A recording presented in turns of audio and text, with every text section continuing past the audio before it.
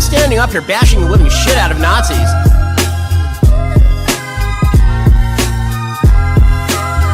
We always do about this time.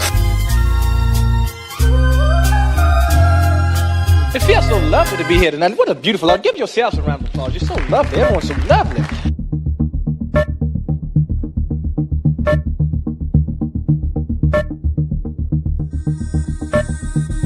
You're watching Blunt Politics with Boston Brian. Let's fucking go, ladies and gentlemen. How are you? And welcome back. What a day. What a day. Thank you so much, Nancy, for kicking this off in the right way. Appreciate you. Still wondering if anybody knows how Bicycle Mike is doing. I haven't heard yet an update, but we are sending him our well wishes, best vibes. Hopefully we'll hear from him soon. I'll check my emails again after the show, see if he kind of responded there. But thank you so much, Nancy, for checking up on Bicycle Mike and keeping us all on the same page there. Thank you so much, Patrick, already for starting this off in the right direction as well with 5 gifted. I like the way this show is going. I appreciate you guys. There are so many ways for you to help and contribute to this show. First of all, thank you, YouTube. Thank you, Twitch. Thank you, Facebook. Thank you, Instagram. Everybody that's watching on each one of those platforms. I appreciate it. It's Wednesday, August 13th. I should get out of the way just to let you guys know what show you're watching. This is Blunt Politics. I'm Boston Brian, the political podcast made to sift through the bullshit, propaganda, and lies of the mainstream media, Republican Party, and Donald Trump, and break it down for you guys, the everyday working class individuals of this country, which is you and me, that actually make this country run, because that's who's affected by these policies. So if you could hit the like button, subscribe to the channel. We're on our way to 15K, trying to get to 13, then 14 first. But, 15 is the ultimate goal, and then we'll go from there. But a lot going on today, a lot to talk about. I appreciate you guys being here. Thank you so much. And again, there's a Venmo somewhere at some point that should be up in the corner. There it is. There it is. There's also a way just underneath me for you to become a channel member for about $2.99 for the month. You can help contribute to this independent media show. And if it's not me that gives you the most bang for your buck, then you find the independent creator, the channel that does, and you support them as much as you possibly can. All right, let's get that out of the way. Let's bring in the chat. Say hi. Oh, thank you, Noah Dez. Appreciate you, brother. Appreciate you, brother. Another 5 gift. Let's go, guys. You guys have been fantastic. I appreciate you. I really, really do. Continue to make this show go on a daily basis. Yes, Vicky, I second that, as do we all, I believe. I believe we all can safely say we all second that. But thank you to the mods. I appreciate you guys. I really, really do. Rocks, I see you guys in there as well. What do you say we kick this off? We'll light this candle. Lots to talk about. Again, Donald Trump back out in his full fascist, full pro-Russian, pro-Putin propagandistic style that he had. He was out in the Kennedy Center.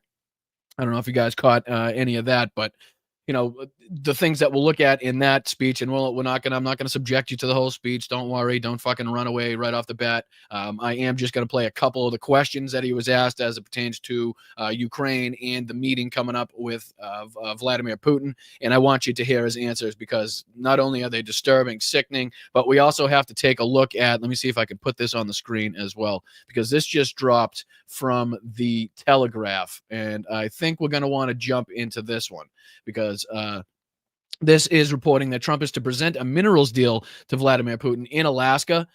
This is, it says here, U.S. president armed with money-making opportunities to encourage Russia to end Ukrainian war. So not only are they going to give him access to rare earth minerals, it will include opening up Alaska's natural resources to Moscow, and also lifting some American sanctions on the Russian aviation industry. So all of you motherfuckers, you hyperbolic motherfuckers out there that were like, hey, he's going to give up Alaska. He's going to give away Alaska. He's going to give away Ukraine. You were right. You were right. Maybe he's not giving up territory. Maybe he's not giving up parts of Alaska, but he's definitely giving up the monetary rights, the profits of some of the natural resources we have in Alaska. Not only that, but lifting sanctions on a country that is actively still engaged at war. And we'll be taking a look at, let's see here. I have another one. This one as well that we'll be talking about, where Russia is suspected to be behind a breach of our federal court filing system. So again, Russia is hacking the United States and our federal systems. And again, Donald Trump is trying to praise them, trying to appease them, trying to buy a dictator's, buy a dictator's peace, which we know from history you cannot do. That is not something you can do.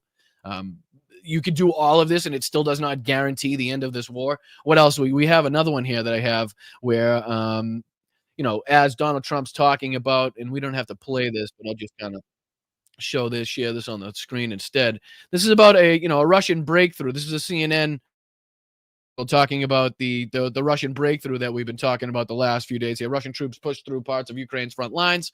Again, not huge, not huge portions, not huge sections or swaths of territory, nor is it a huge amount of Russian military members that have managed to break through these lines, but still something you need to keep an eye on. But this, again, is not a time where we need to be appeasing the dictator. This is a time where you're supposed to take stories like this and use them as a leader, as the fucking leader of the free world, as somebody that's trying to leverage his power in these negotiations. You should use something like this, like, hey, guess what?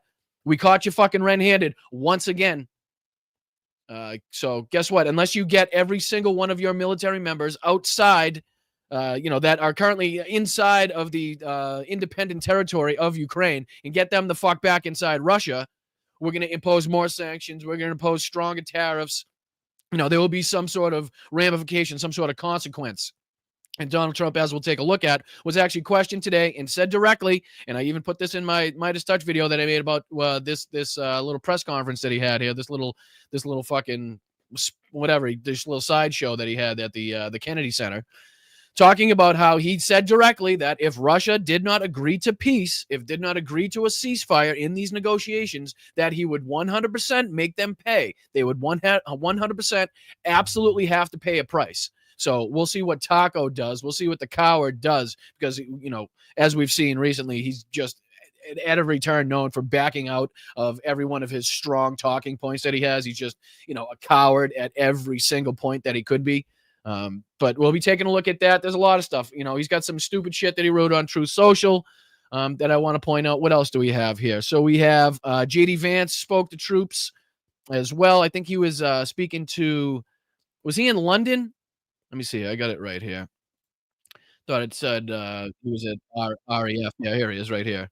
So it's J.D. Vance delivers remarks to the troops and staff at RAF Fairford. What else do we have? We got Hannity's lies. We got another clip from the I've Had It ladies. They're back. More Republican pedophiles being caught in the act. As I discussed, the Russian breakthrough. More about Jeffrey Epstein's flight logs. I was kind of surprised to see. This isn't what I thought I was going to see this morning. Shows the two right? shared a So this is a new CNN clip talking about flight logs show Trump's long-standing ties to Epstein. So maybe let's check that out and see if we get any more information out of that.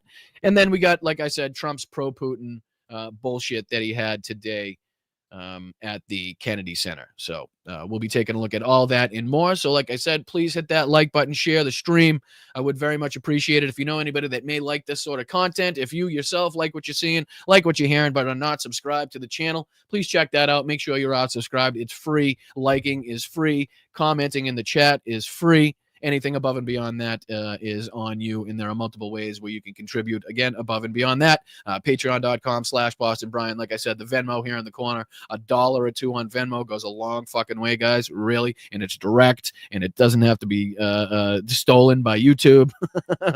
It's great, I'm telling you. So if you got that option, I would advise you. But let's get this cracking. What do you say? So Slava Ukraine, free Palestine, fuck ICE, all that good stuff, right? And don't forget, next Wednesday, check me out on this space. That is the Letter Hacks new site, new space, new channel that he's got going on with a whole host of great lefty, progressive political commentators that I'm very happy to be a part of. I think it's a little play on the Rachel Maddow watch this space type of thing, as I've been told. So I appreciate you guys for subscribing to that channel as well, and check us out. Wednesday will also be simulcast to his This Space channel. So check it out then. All right, let's get into these friggin' stories here. Again, I'm going to bring this up on the screen first because I think we need to really drill home what the fuck is going on. And I want you to really kind of know what's going on behind the scenes as we listen to Donald Trump and his pro-Putin, pro-Russia talk. Remember the other day we just played him, praising the Russian military for being powerful, for their wins against Napoleon, for their wins against Hitler, and how he spoke to Viktor Orban and used Viktor Orban as like justification, as his example, as to as to the fact that Russia could never be beaten by Ukraine. He's trying to get all this through, again, just ahead of his negotiations, his sit down with Vladimir Putin in Alaska. Like, it makes absolutely no sense. I'm no fucking master negotiator. I'm no professional negotiator, but I'm pretty fucking certain it's never a good idea to tell people ahead of the negotiations what you're not going to be able to do in the negotiations. I don't know. Like I said, I'm just an ex-plumber, turned political commentator. So don't take my word for it, but just seems like a pretty fucking dumb move. But let's read from just a little bit of this. This is from the Telegraph. Donald Trump is preparing to offer Vladimir Putin access to rare earth minerals to incentivize him to end the war in Ukraine. The U.S. president will arrive in the much-anticipated meeting with his Russian counterpart on Friday, armed with a number of money-making opportunities for Putin. They will include opening up Alaska's natural resources to Moscow and lifting some of the American sanctions on Russia's aviation industry. Proposals include giving Putin access to the rare earth minerals in the Ukrainian territories currently occupied by Russia. Again, fuck off.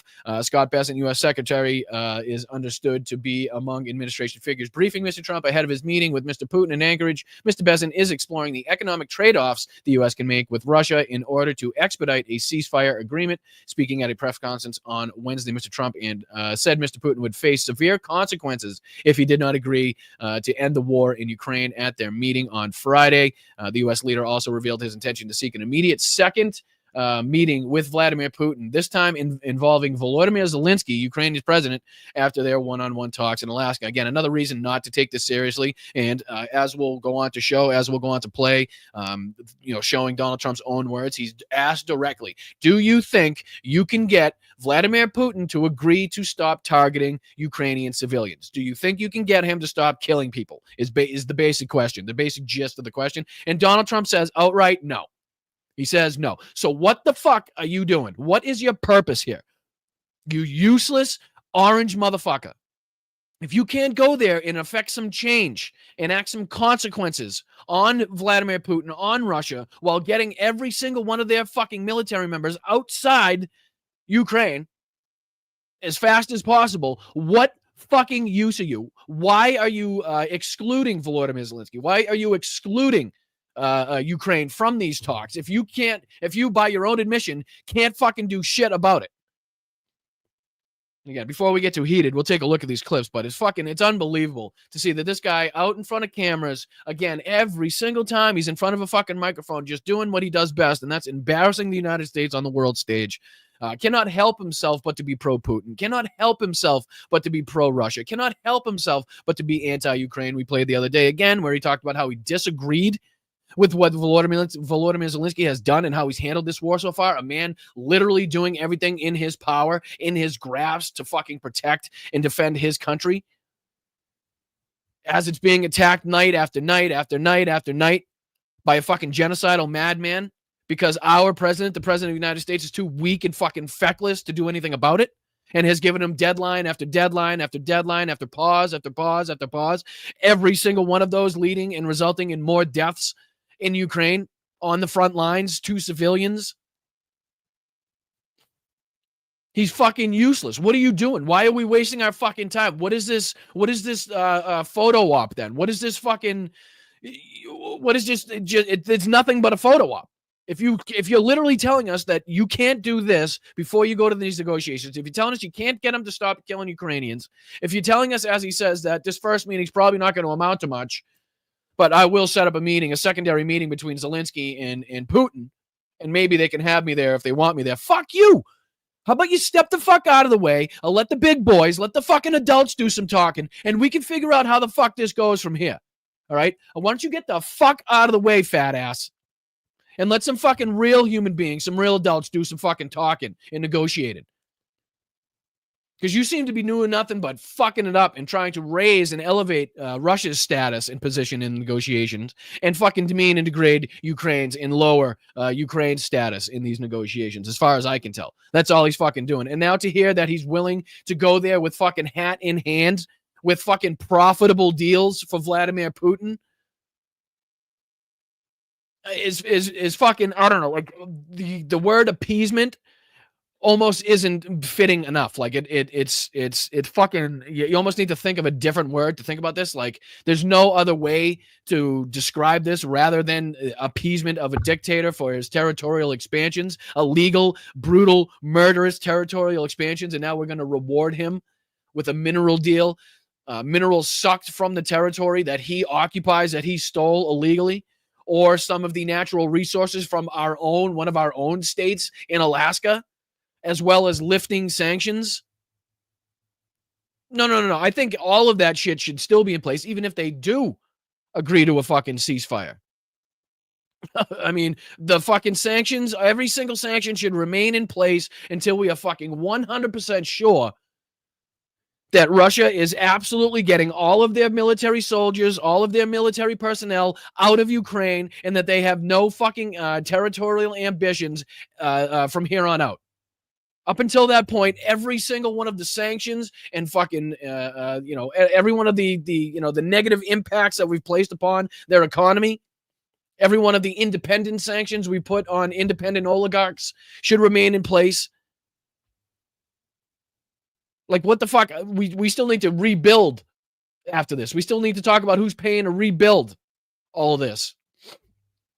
It's fucking unbelievable that now we're talking about literally giving up fucking, natural resources, Alaska's natural resources to Moscow. That's like, I just read that. They will include opening up Alaska's natural resources to Moscow. Like that's something that was just, I had to report on. That's something I just said out of my own mouth on a fucking political podcast in the year 2025. Money-making opportunities for Putin. Right? I mean, I don't know. There's no other way. This is rewarding fucking murder is what it is. That's just all you're doing. Rewarding a dictator, rewarding more. And it's still, let's say everything happens as the way Donald Trump thinks it's going to happen. And, fucking Putin accepts, right? And there's absolutely no guarantee involved that says that this would be the end of the conflict. Nor would we expect the Ukrainian people, the Ukrainian military, to accept this as the end of the conflict and just accept the lines where they lay and accept Russia living on their fucking doorstep now with arms and artillery and drones pointed in their direction 24 hours a day, 7 days a week. This will not end regardless of what this motherfucker thinks. And, as I said, we'll see here. And like I said, I'm not going to play this whole fucking thing for you because I don't really care about him praising Sly Stallone and George fucking Strait or whatever the fuck he was there for. What I do care about is the questions and the answers to the questions that he was asked by the reporters here. So what do you say we get into this? And yes, as usual, we'll speed this fucking drunk bastard up just a little bit. So we'll get by just a little bit more, a little bit quicker. And let's just hear, I'm going to skip through a few of the questions because they don't relate to anything that we're talking about in today's podcast. But definitely something that, if you have the time, go back and listen to his answers. Because they're fucking, every single one of them is nonsensical. Every one of them is a rambling, incoherent mess of a statement. Thank you so much, Jeff. Appreciate you. Rumor Alaska buying Ukrainian flags to F you, Putin. Alaskans buying Ukrainian. I mean, I would absolutely think there would be some throwing up some Ukraine flags right now to say F you. Definitely. I definitely think that's something that's going on. All right, let's dive into just a few of these answers again. We're going to try to focus on the ones here where he's talking about Vladimir Putin and what he's going to be able to do and not do as it pertains to the upcoming negotiations, the upcoming talks in Alaska. And then, like I said, we'll take a look at a few of other stories here. We got his Truth Social. There's new poll numbers out on Donald Trump here. This is a new CNN where it says he's taken his eye off the ball on inflation. As I said here, the new the story here that Russia is suspected to be behind the breach of the federal court filing system. Another thing, like I said, that Donald Trump should be, sticking in his belt, using as a weapon to hammer over the head of Vladimir Putin. Another reason why he should go in and say, listen, we don't want you to fuck around. We're not willing to hear anything you got to say. We know you just hacked into our system once again. We know you've been killing people night after night after night. We know you've already lost over 1 million of your soldiers dead or wounded. So how about we fucking call this quits? How about we call this, a failure on your part, and you get the fuck out of Ukraine. Every single area that you know occupy, get the fuck out of. Get every soldier back inside the borders of Russia. And then maybe we can discuss how we go about this further, and what further sanctions, and how what punishment you guys receive from here on out, and how much you'll have to pay for the rebuilding of Ukraine that you caused. All right, so let's get into just a little bit of this. I apologize for subjecting you to it, but it's just a few of the answers that I want you to hear. So let's get into it. Good if I actually put it on the screen. But we have a great. And I don't know. I guess I got to call it like a turkey neck warning. What else I think there's another word. There's another word for it that people like to say, that it looks like a big something. I'm not even sure what they say. It's I Vagina. Yeah, something like that. All right, let's go. Group of people that are putting this together, and they're also helping us with Washington, D.C. We're going to make Washington beautiful. We're going to redo roads. We're going to redo the medians and pavers and the medians all throughout the city. We're going to take all the graffiti off. We're going to have to remove the tents and the people that are living in our parks. We're going to be redoing the. All right, I just want to go to where he's asked questions. I don't care about his fucking statements. They've got the yips. You know, in golf, they say the yips. The Democrats are afraid to do anything because they don't want to be criticized. But fighting crime is a good thing. We have to explain. We're going to fight crime. That's a good thing already. So he's further explaining his fascist takeover of the D.C. Metropolitan Police, handing that over to Pam Bondi, sending in the National Guard, at the leadership of Pete Drunken Hegseth. That's what he's talking about here. But let's go just a little further. I know he's starts somewhere right here, I think, with the questions. Issues like men and women's sports. I think it's 97-3, not 80-20. And I think crime is maybe 100-0. So I think we may get very well some Democrat support, but I hope so. But even if we don't, we have the majority. So we're going to vote it in as Republicans, and we're going to do something. And that's going to serve as a beacon for New York, Chicago, Los Angeles, and other places all over the country. And listen, that's him threatening to do this elsewhere. I know we talked about this before. We played the clip. We talked about how dangerous this is, and how he's threatened to actually send in the real military, as he calls it, and how he's threatened this in places like Baltimore and places like fucking LA again, like places like name your Democratic city. And he's threatening to send in the National Guard. He's threatening to, allow the police force to brutalize their citizenry by allowing them to do anything in retaliation to peaceful protest, and then get away with it. So this is his direct threat here, just in case anybody missed the part where fascism came, where we fucking, how people are like, oh, when did fascism? What's that? What are you talking about? That's in this country? Yes. This is, again, the president of the United States talking about how he federalized a police force and told them to be more brutal against its own population, its own citizens that it was there to protect in the first place. So, yeah, I think that in order for political gains, too. So, yeah, I think you could probably throw that in the fucking category of fascism. Yeah. Our whole country is going to be so different and so great. It's going to be clean and safe and beautiful, and people are going to love our flag more than they've ever loved it. And we're going to do a great job. So I want to congratulate all the nominees there. All right, so this is the end of the speech. This is where he goes on to take questions. Sorry, I even subjected you to that 1 minute and 13 seconds more than you needed to. That's my apologies. I'll do better next time. But this is where he goes on to take questions. This is the part that I want you to pay attention to. I spared you a whole 50-something minutes of his fucking droning on, so at least credit me that. People, and we're going to have a tremendous day in December. And God, he looks fucking terrible. He looks fucking terrible, ladies and gentlemen. Oh, it kills me to say that he looks terrible.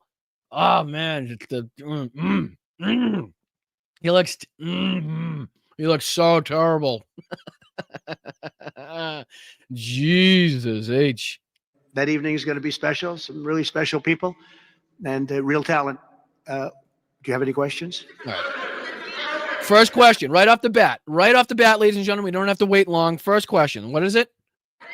Yes, please. Hi, sir. There's new reporting that the Russians have hacked into some computer systems that manage U.S. federal court documents. I wonder if you've seen this reporting and if you plan to bring it up with Putin when you see him later in the week. I guess I could. All right, ladies and gentlemen. The United States of America, the President of the United States of America was just asked about reporting that has come out that has found Russia to be engaged, involved, and responsible for more hacking of our federal systems, this time the federal court filing system, I think he says. The president of the United States is just asked upon, just days before his meeting with the president of Russia about another possible hacking.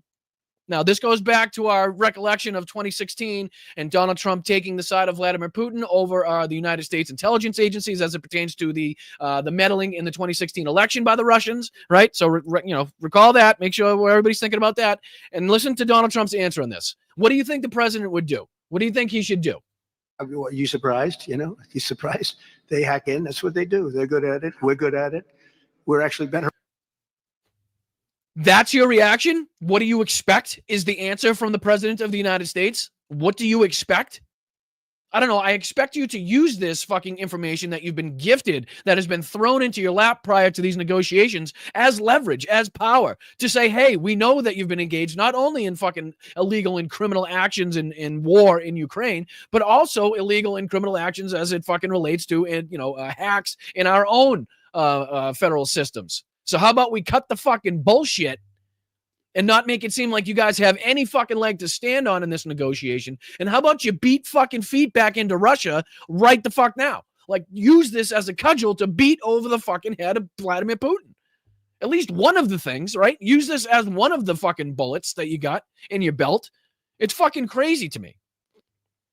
This is literally just him sweeping this under the rug. What do you expect? They're good at it. Well, I expect you to defend our fucking country. I expect you to hire people that are fucking able to defend our country against attacks like this. That's what the fuck I expect in the first place. I expect there's not to be a fucking possibility. But I obviously expect you not to be so nonchalant about it. And I expect you to use this to your advantage to help the Ukrainian people. That's what I expect. We're at it. But no, I have heard about it. I've heard about it. And plans to do nothing about it, apparently. Plans to do nothing about it. It was actually perturbed. It was actually a little fucking miffed that he was asked to bring this up, or if he was going to bring it up with Vladimir Putin in his fucking discussions on this week. In fucking 2 days. Like, don't you think that would be the time and the place to kind of use this information that we just found? Unfucking believable, especially at a time where we're also simultaneously talking about some small Russian breakthroughs as it pertains to the front lines, right?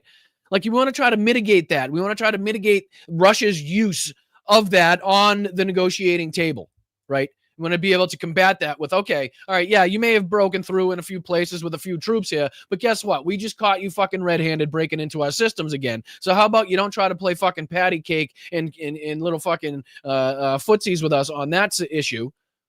And maybe we'll forget about the fact that you just hacked in. So you kind of use that as a talking point, as a negotiating tactic, right? As a bartering piece, if you will, in trying to get the best fucking result out of these negotiations. Mr. Out of the deal here, ladies and gentlemen. Mr. fucking out of the deal. More like the fart of the deal, right? I think he's more like the fucking... I think they should have named that the fart of the deal.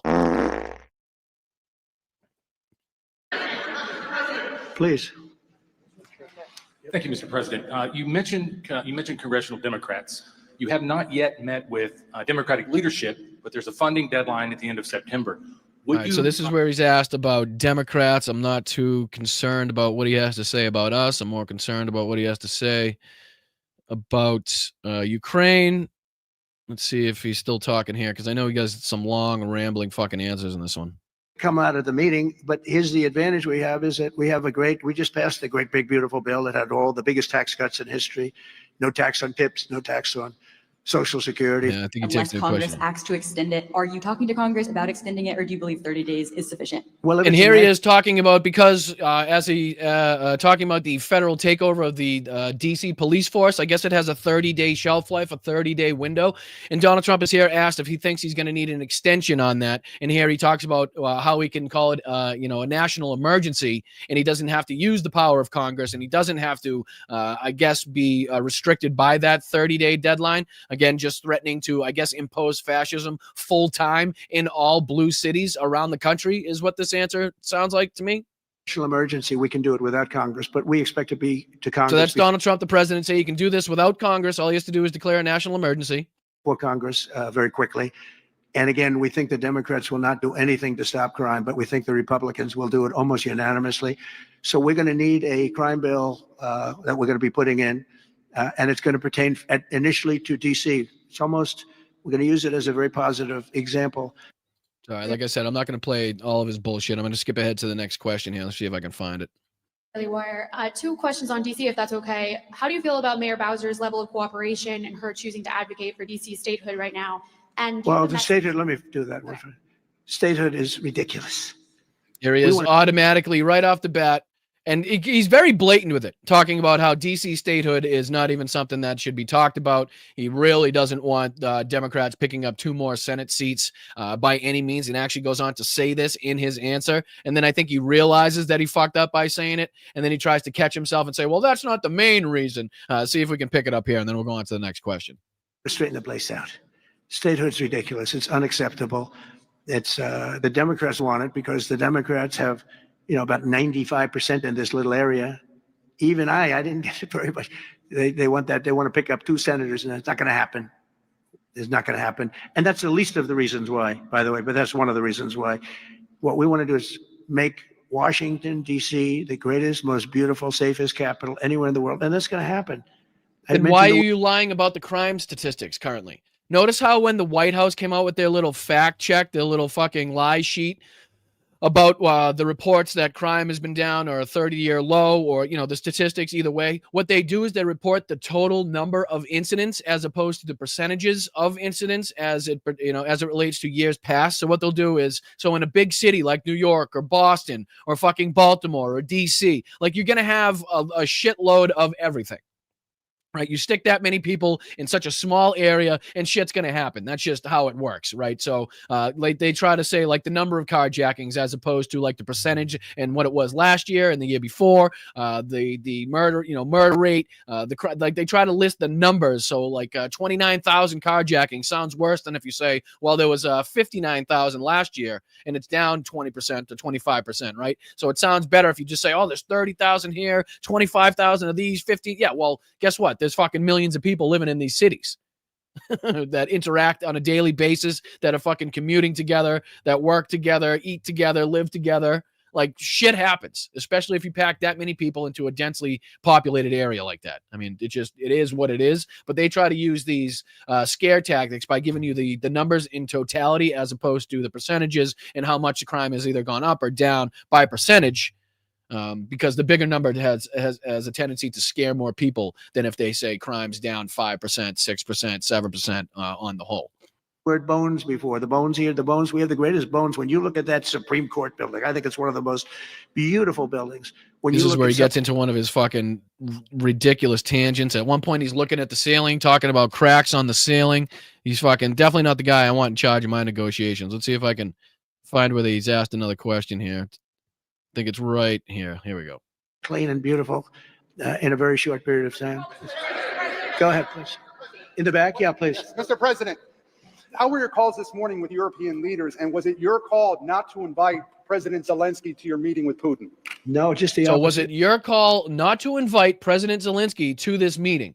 And Donald Trump says, no, it's the complete opposite, which leads me to believe that it was Vladimir Putin that asked Donald Trump not to have Volodymyr Zelensky at this meeting, and that it was Donald Trump and his team that agreed not to have Volodymyr Zelensky at this meeting. Listen to this again. He's asked directly because he had a meeting, he had a phone call with the European leaders this morning, apparently before this Kennedy Center event. And Volodymyr Zelensky was on the call, and Volodymyr Zelensky has since gone on to thank a bunch of the European leaders on Twitter for their help and assistance. But this is him saying right here, that basically Vladimir Putin asked him not to have Zelensky come to the meeting, and Donald Trump agreed. That's what I get from this. What do you get from it? Let me know in the chat. And was it your call not to invite President Zelensky to your meting with Putin? No, just the opposite. No. We had a No, just the opposite. So it wasn't my decision. It was the opposite. So the only other person that has control in these negotiations and who's going to sit at the table is Vladimir Putin. So one can only assume, right, by the fucking power of deduction, right? That it was fucking Putin that said, hey, I'm not going to sit down. I'm not going to do this if Volodymyr Zelensky's there. Once again, bitching out like a fucking pussy, like the pussy that he is. Knowing that he can sit down and walk circles and run circles around Trump, but he'd have a fucking much more difficult time if somebody with a younger brain, if somebody with much more capability than Donald Trump, such as Volodymyr Zelensky, were to sit down in the room as well. So not that fucking confident, but this tells me that it was Putin's request to keep Ukraine out of these discussions, and that Donald Trump agreed.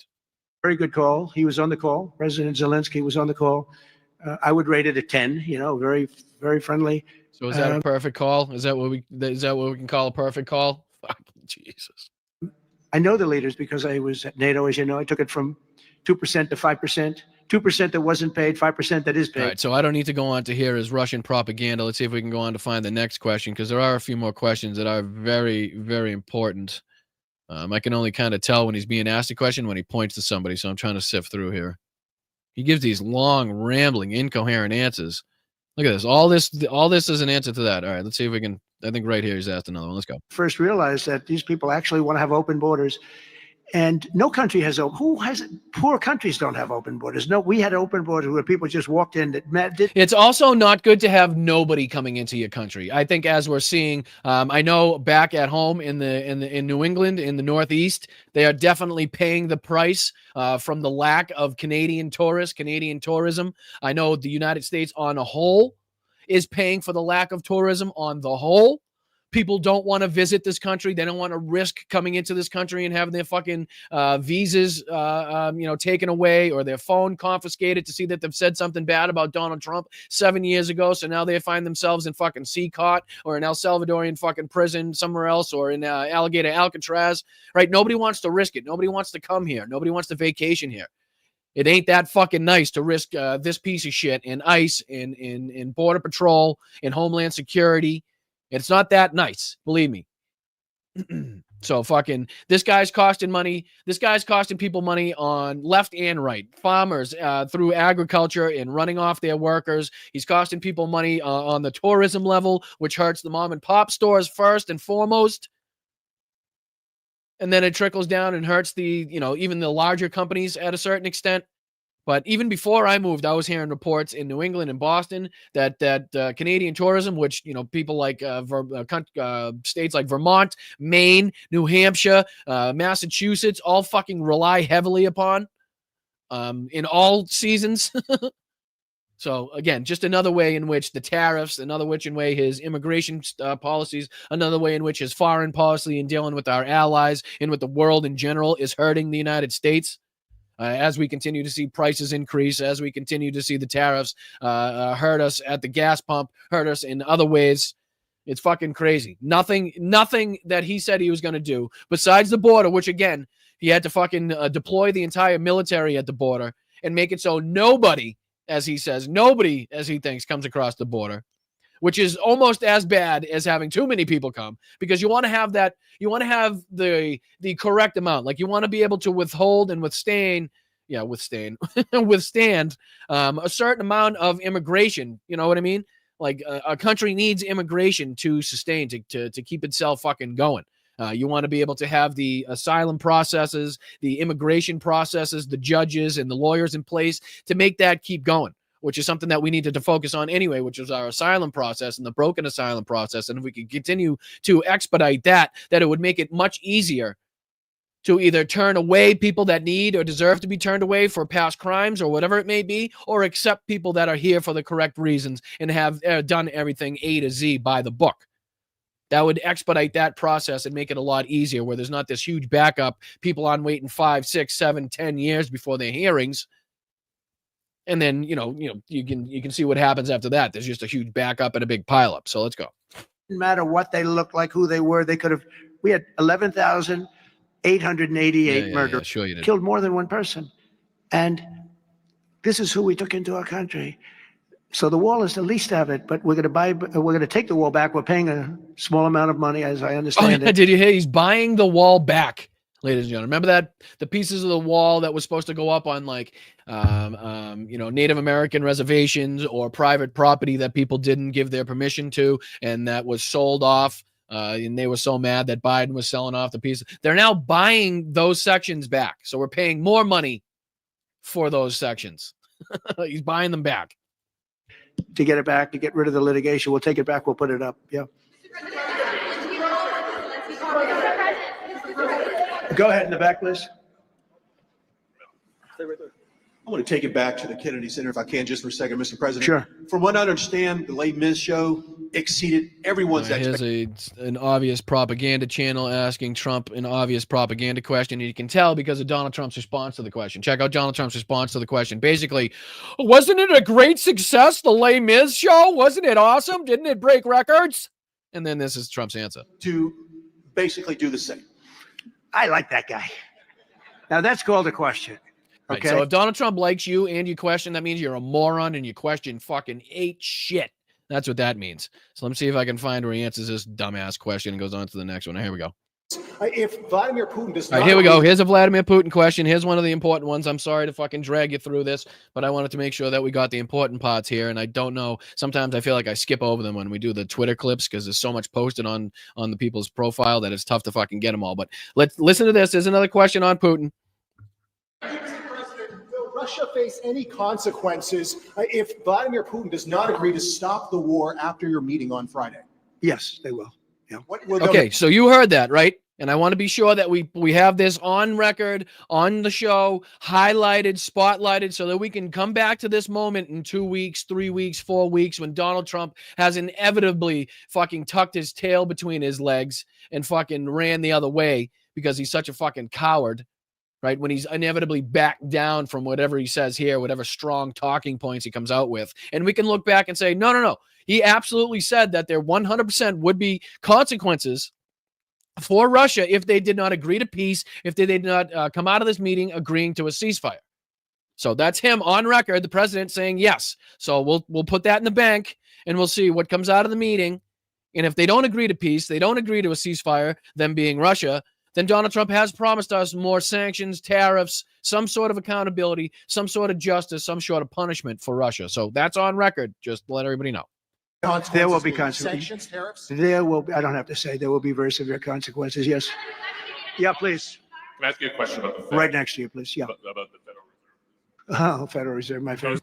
Yeah, okay. So this might be the one question that doesn't have to do with Ukraine that I might play, because this is a great illustration of how rambling, incoherent, nonsensical, fucking brain dead, out to space, out to lunch, fucking a couple bananas short of a what is it? I don't know. Yeah, I was a couple bananas short of the saying on that one. Anyways, but just to show how fucking like out of his mind he is, check out this response to a question about Jerome Powell and the Fed. Too late. He's too late. You're considering suing Jay Powell. Wait, listen to It's this been shit. painted and fixed. Like, we're going to fix this building for very little money. He took, and that was. Meanwhile, earlier, I will go on to say, he's talking about fixing this building for very little money. He already said in this press conference, in this little event, that he had the ability, the option to refurbish the seats here and just kind of reupholster them, repaint them, and do new fabric. But he chose to buy all new seats for the Kennedy Center. He chose to, spend more money than he needed to. So here he is trying to say that he's now going to do it on budget at a cost. But listen to this rambling, nonsensical bullshit here. Better shape. He took a building and what they did to that building, they built a basement under the building. It didn't have a basement.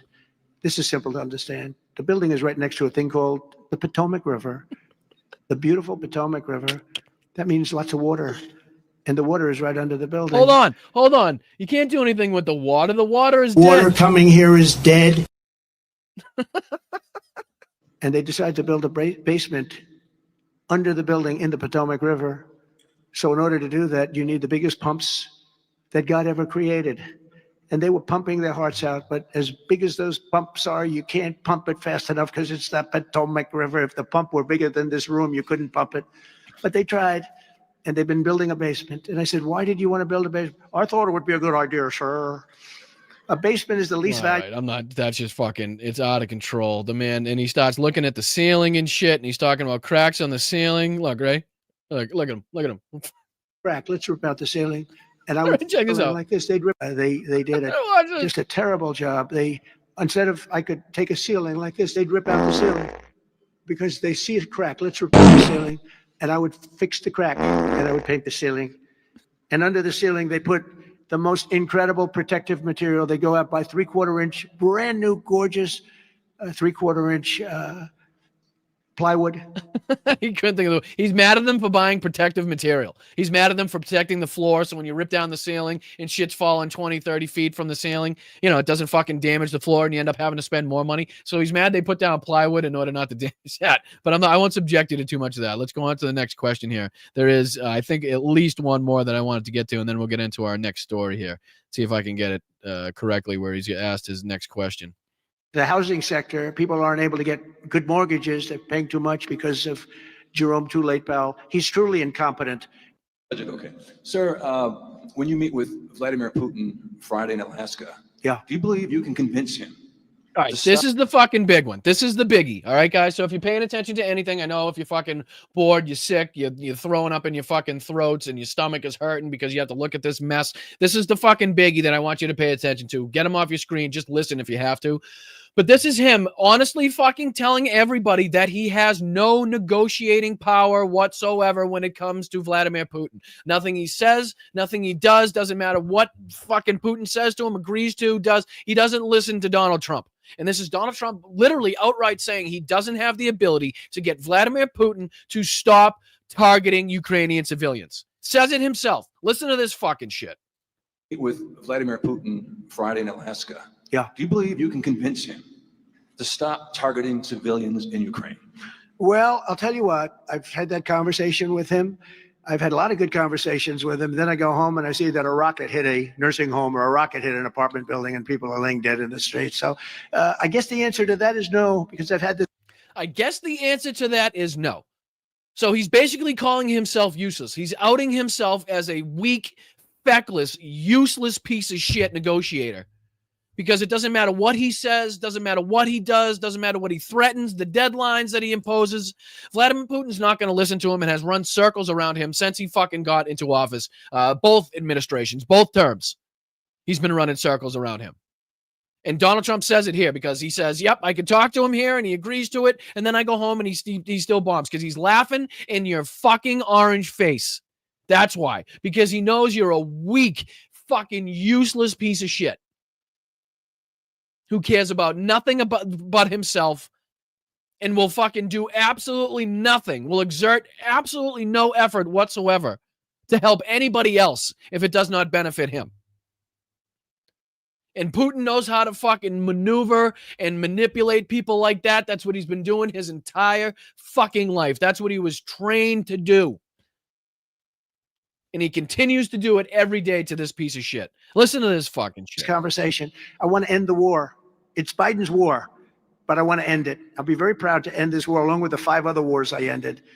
But I guess the answer to that is probably no, because I would have had a good conversation. Blatantly, outright no. So one more time, outright no. The Treasury Secretary?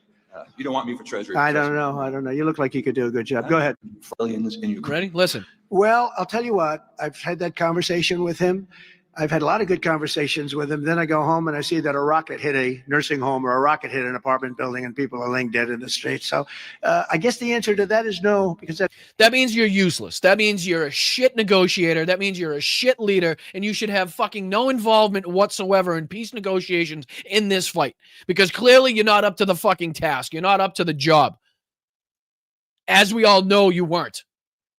You are wholly incapable of leading. You are wholly incapable of fucking enacting any sort of fucking action whatsoever stemming from these negotiations. Nor do you have the other side care to listen to what you have to fucking say. Because at every turn, as you just admitted by your own fucking lips, no matter what you do, no matter what you say, they don't give a shit. They don't listen, nor do they pay attention to anything you do.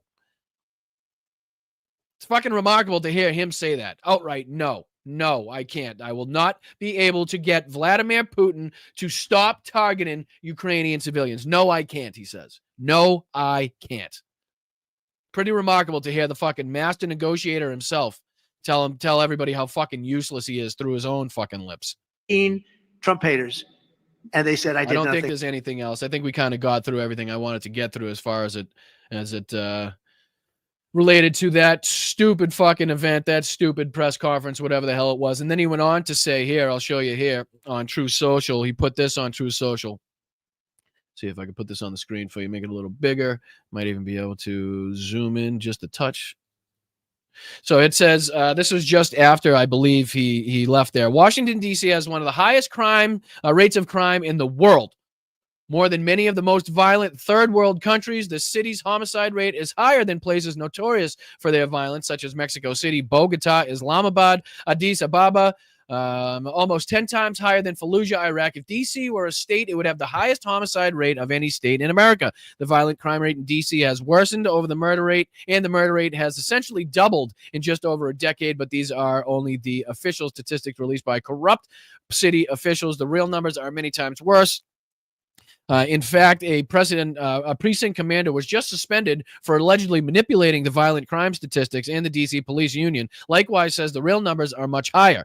And we'll go on to explain that, as Hannity tries to lie about anyway. Because the Democrat government of D.C. has largely stopped investigating, arresting, and prosecuting most of the crime, the published statistics don't even capture a fraction of the actual violence. Violence being capitalized, no idea why. No one is arrested for shoplifting. Citizens live in fear, having largely given up on calling the police, instead choosing not to walk the streets after dark, essentially becoming captive prisoners in their own city. Stores lock up their merchandise behind glass walls. Those are called windows. What? Glass walls? Jesus Christ. Or is he talking about the little things that the razors are behind? Glass walls. Gang youth violence is so common that it goes largely unreported. Vehicle theft in D.C. is more than 3 times the national average. Schools are completely dysfunctional. Citizens are afraid to speak up. Yada, yada, yada. The military and our great police will liberate the city, scrape away the filth. The military and our great police will liberate the capital of our country. Our president just said. That's what he just said. The military will liberate the capital of our country. Let's just see here. I don't know why I have to do this. What does this one say? Let's see here. I'll do this. Let's see. Trump misstated Washington crime data to justify takeover. The president cited a number of false and misleading claims about homicides and youth crime in the nation's capital. This, obviously, in response to his Truth Social post that we just read. Trump cast the nation's capital as overwhelmed by record-breaking levels of violent crime as he took federal control over the federal police. Of the police. On Monday, Mr. Trump and his newly confirmed federal prosecutor for Washington City cited an array of inaccurate statistics about the murders in the city and crimes committed by children. It was part of the broader bid by his administration to rail against crime in urban, largely liberal cities, often turning to exaggerated and inaccurate figures to portray soaring violence and lawlessness. Here's an assessment of some of their claims. What was said, murders in 2023 reached the highest rate probably ever. They say 25 years, but they don't know what that means because it just goes back 25 years. That was Trump said in a press conference on Monday. There were 274 homicides. They found that to be false. There were 274 homicides in Washington in 2023 among a population of 679,000 people, a rate of about 40.4 per 100,000 people. That was the highest rate in over 20 years, but not ever. Moreover, the homicide rate has since declined. The number of homicides declined by about a third in 2024 to 187, while the population grew to 702,000 people for a crime rate, for a rate of 26.6 per 100,000 people. The recent trend of declining homicides appears to be holding, with 100 homicides as of August 12 compared to 112 at the same point last year. The 274 homicides in 2023 was the highest number since 1997, when the city reported 301 homicides, according to police data compiled by the FBI, and the rate was the highest since 2003, which had a rate of 44 per 100,000, according to an analysis by Jeff Asher, a crime analyst based in New Orleans. But Mr. Trump is wrong that it was the highest rate ever, or that data only extends to the early 2000s. Records dating back to the 1960s show that Washington's homicide rate peaked in the 1990s, as everybody has been talking about on the left for years, what the crime rate was in the 90s compared to now, at more than 80 per 100,000 people in 1991, or about double the rate it was in 2023. Another one, what was said by Trump in the news in the press conference. Look at the kind of numbers we have. D.C., 41 per 100,000, number one that we can find anywhere in the world. Other cities are pretty bad, but they're not as bad. They found that to be false as well. Mr. Trump held up a chart that first appeared on Fox News and was shared by Vice President J.D. Vance last week, and purportedly comparing Washington's homicides rate to that of 8 other capitals. One, Lagos, Nigeria, is not a capital, but the chart cites outdated data and omits several capitals and many other cities with much higher rates. The chart cited a homicide rate of 41 per 100,000 people for Washington, close to the city's rate for 2023. But again, the rate declined to 26.6 per 100,000 in 2024. Mr. Trump has a point that Washington's homicide rate is much higher than many capitals, but its rate is nowhere near the highest anywhere in the world. In 2023, according to data compiled by Igarapé Institute in Brazilian think tank, capitals with higher homicides rate include Port-au-Prince, Haiti, with 67.2 per 100,000, Cape Town, South Africa, with 66.8, Kingston, Jamaica, with 64.2, Caracas, Venezuela, with 47.9, and Guatemala City at 47.8. There was another one here, juvenile offenders and crimes against persons. As they say, it's getting worse. Trump, they found this to be exaggerated. Total arrests of youth under 18 did increase from 21 to 2023, but declined in 2024. It goes on to say another one here, talking about young gangs, as they were called, crews of 14, 15, 16 to 17 years old. That was by Janine Pirro. This is misleading. It is true that Ms. Pirro was nominated by Mr. Trump to her role and confirmed by the Senate this month, does not have jurisdiction over most crimes committed by children 17 years and under, but that does not mean arrested youth are not prosecuted at all. She was trying to obviously portray that as something that was happening, that they were just being let go for anything, no matter what, and that's not true. Again, calling out most of the stuff that he talked about in his little Truth Social post and at his press conference there. So just wanted to detail the real facts of the matter, the real facts of the case, and how he's basically using big balls, the assault on big balls, or the alleged assault on big balls, as justification. I think we have a Tim Pool clip here. Let me see. Tim Pool actually did a clip here titled, "Trump Furious After Big Balls Mercilessly Beaten Defending Woman from Carjacking in D.C." So we'll see if we can get on to that one as well if we got time. I'm going to try not to go over. What time do I end the show today? It's 5:30, so we got 6:37. I got 7:30. All right, so we got another hour. All right, I just wanted to make sure I had to go over because I'm famous for doing that in the last couple of shows. So I apologize about that. All right, so why don't we get that off there? And then we'll take a look at, what should we take a look? Let's take a look at this CNN clip talking about Trump's poll numbers as it pertains to inflation. So let's see if we can, this is just a short clip. It's only about 3 minutes. We might not even get, oh, that's not the right one. This is, though. And we might not even get through the whole thing. I just kind of wanted to take a look and see what they were talking about as it pertains to his poll number. So let's see if we can take a look at this. Make sure you guys hit the like button, share the stream. I'm Boston Brian. This is Blunt Politics. I really appreciate you guys, every single one of you that have been donating and you know, either signing up for memberships or hitting your milestones. I can see there's nearly 20 of you guys already that have donated. So thank you, thank you, thank you, thank you. I've seen a few Venmos pop up. I'll make sure to go through the list and thank everybody that sent a super chat or a super sticker or gifted memberships or anything like that, and also sent a Venmo at the end of the show. You guys will all be recognized. I do promise. I always do. Even if I forget, I'll pop back on. All right, let's get into this and see what we can get into. This morning, new data showing inflation is holding steady, but a broader look shows prices did rise on a wide array of products, showing that President Trump's tariffs are being passed along to consumers. So the question is, how do Americans feel about Trump's handling of inflation? CNN's Harry Enton is joining us now. Harry, this is really a huge piece of why the president was elected, was to get a handle on cost of living. So how do Americans feel like he's doing? Let me just say, this is an abject disaster. Abject disaster for the president of the United States. You mentioned it, Jessica. Look, voters on Trump and inflation.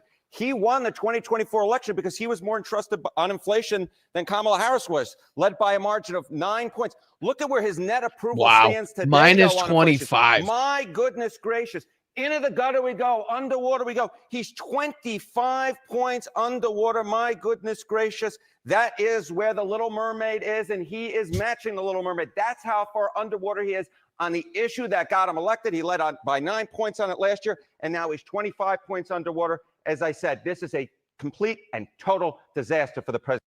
I mean, again, I think that's something that we all saw coming. Again, I keep talking about how I should probably rephrase what I say, and I believe this should be the golden time for progressive politics. This should be the golden time for the left when we have, again, Trump's approval in the shitter, when we have, again, ICE running rampant in our country, locking up United States citizens, beating fathers of Marines, arresting pregnant women, opening up alligator Alcatraz at a cost of $450 million somehow. When we talk about how he's been, spoon feeding Vladimir Putin and, dissing our allies on the world stage in our foreign politics, like this should be the fucking golden moment as it pertains to the Jeffrey Epstein story. We never in our fucking lives have had more ammunition on the left to combat, to oppose, to resist against the opposition to, right? We fucking never had it. So this should be, if we can fucking wrangle it, if we can get some people on the left to step up as far as politicians and lead us to the fucking promised land, then I think we have the moment and the momentum to do so.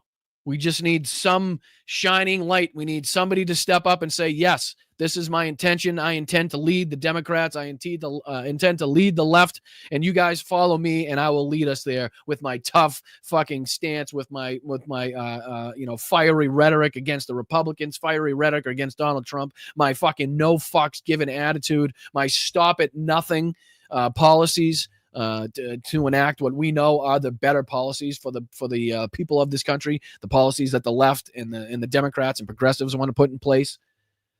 So it should be, if we can fucking do this right, you're looking at it here, of more evidence to suggest that this is or should be the golden time for the fucking left, right? Where we should fucking absolutely be able to hop on this. Everything that is going against Donald Trump at this moment, we should be able to wrangle and use to our benefit, right? So I just wanted to kind of show you that little quick clip to let you know that, yes, people are noticing that prices are not going down. Yes, people are noticing that the shit that Donald Trump promised them is not happening. And not only that, the opposite is happening. We've only seen more egregious fascistic acts than we even thought possible. So let's see. I'll just hop out of this one and let's just see if we can get into what's this next one that I wanted to do. What do you guys want to do next? We have the Russian state media talks about the peace talks. JD Vance talking to the troops. I don't know how much we would get through of that anyway. There's Hannity. There's the I've Had It podcast. There's the CNN thing about the Epstein logs. Let's take a look at this real quick because, this just fits right in line with most of the Republican thinking, right? As we're talking about the Jeffrey Epstein files and, Republicans supposedly caring about pedophilia and child sex trafficking. We got another one, folks. We got another one. South Carolina Rep. RJ May has been charged with distributing sexual abuse material involving children. He allegedly used the screen name Joe Biden with a bunch of N69 to exchange 220 different files of toddlers and young children involved in sex acts.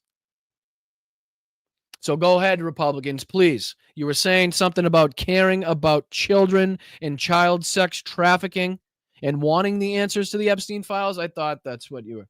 I could have sworn that you were saying something along those lines.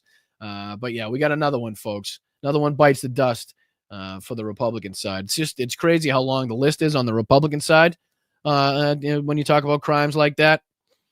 But what do you say we dive into? You guys want to do the I've Had It? Take a look at the I've Had It, ladies. See what they got to say. Let's see if we can open this. Share this tab instead. Stop. Cankles McTaco tits. Hold on, I just got to switch the account here. 1 second. All right, let me put this on the screen for you guys. This is, I believe, the latest. This is from about 4 hours ago from the I've Had It, ladies over at the I've Had It podcast. So why don't we get a like in the stream, a like on the stream, and why don't you subscribe to the channel, if not for me, for the I've Had It podcast, ladies. I appreciate them. Again, we'll just see what usually their monologue is the best for me. So let's see if we can get into what they're discussing here in their monologue. Their title is LOL, Trump goes ballistic after Gavin Newsom mercilessly trolls him. So I want to see if we can take a look at this. Please hit that like button, share the stream. I appreciate it. This is once again the I've Had It. Why isn't it going full screen? Oh, it is. All right, here we go. has a huge problem with the Epstein files. And so I missed it. Hold on. I got to go back to the beginning where she gives them the good nickname. Here we go. Kankles McTaco Tits has a huge problem with the Epstein files. And so there has been reporting, because the White House leaks like crazy, that they are begging Joe Rogan and all of the other right-wing podcasters to quit bringing up the Epstein files. Of course, Charlie Kirk, immediately the biggest beta on the planet. He's all about release the files for years. And then Trump calls him, quit talking about it. And he's like, we're moving on. Nobody cares. So it'll be interesting. I want to keep a watch on Joe Rogan. Is Joe Rogan going to be a beta?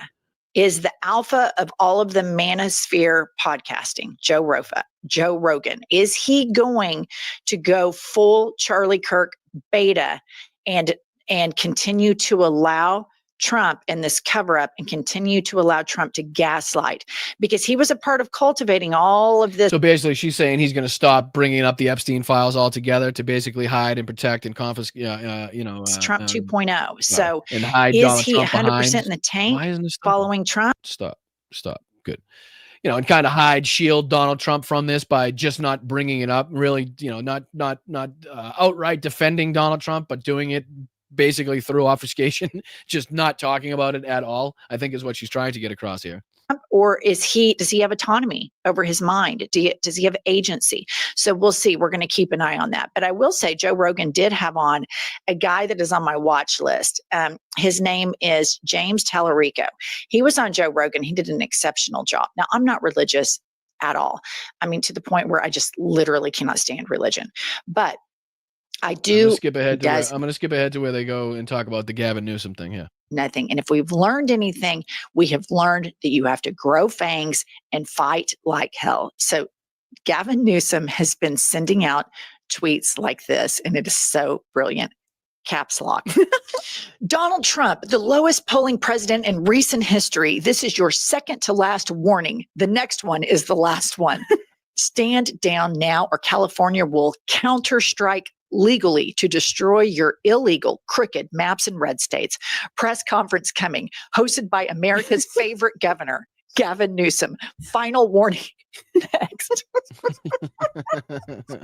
I mean, again, like him or hate him, fucking whatever you have to say about his politics, either in the past or recently. I do have to admit that either Gavin Newsom or his friggin' press team, whoever controls his social media team, whoever controls his social media sites, has done a fucking really, really good job of going after Donald Trump and getting under Donald Trump's skin and posting shit day in and day out that, that we should be doing. We should be trying to fucking get under the skin of these people. We should be trying to fight fire with fire. Let's see here. Mel sent me this too, where he says, Gavin Newsom says, I just approved the deployment of California resources to Puerto Rico ahead of Tropical Storm Erin. We're glad to help coordinate life-saving responses to Americans in harm's way. So it's good to hear from the governor as well. But again, and I've had my share of disagreements with the governor as of late in the turn that he was doing and sitting down with the people that he was sitting down with on his podcast. But again, doesn't mean we can't applaud him for doing something correct, especially as it pertains to social media and getting under the skin of Donald Trump and really trolling Republicans and this Trump administration the way they should be trolled. So that's at least good. I like seeing that. You know what I mean? I like seeing people, like they say, fighting fire with fire.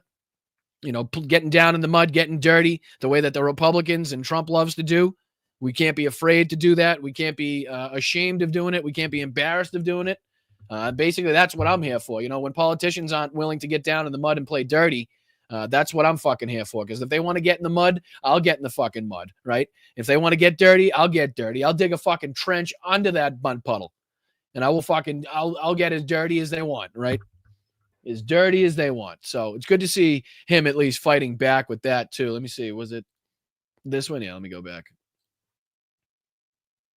Play. You won't like it. Thank you for your attention to this matter. I love the thank you for your attention to this matter. So they just to make it 100% apparent that he's mocking Donald Trump. The trolling is so good. It makes you forget how serious the circumstances are, but I mean, the trolling, the cap lock, your favorite governor. When somebody else, we're so like, he's been doing this shit for so long. We just do it in eye roll. I think every Democrat across the board should send every tweet like this, every single one of them. I think.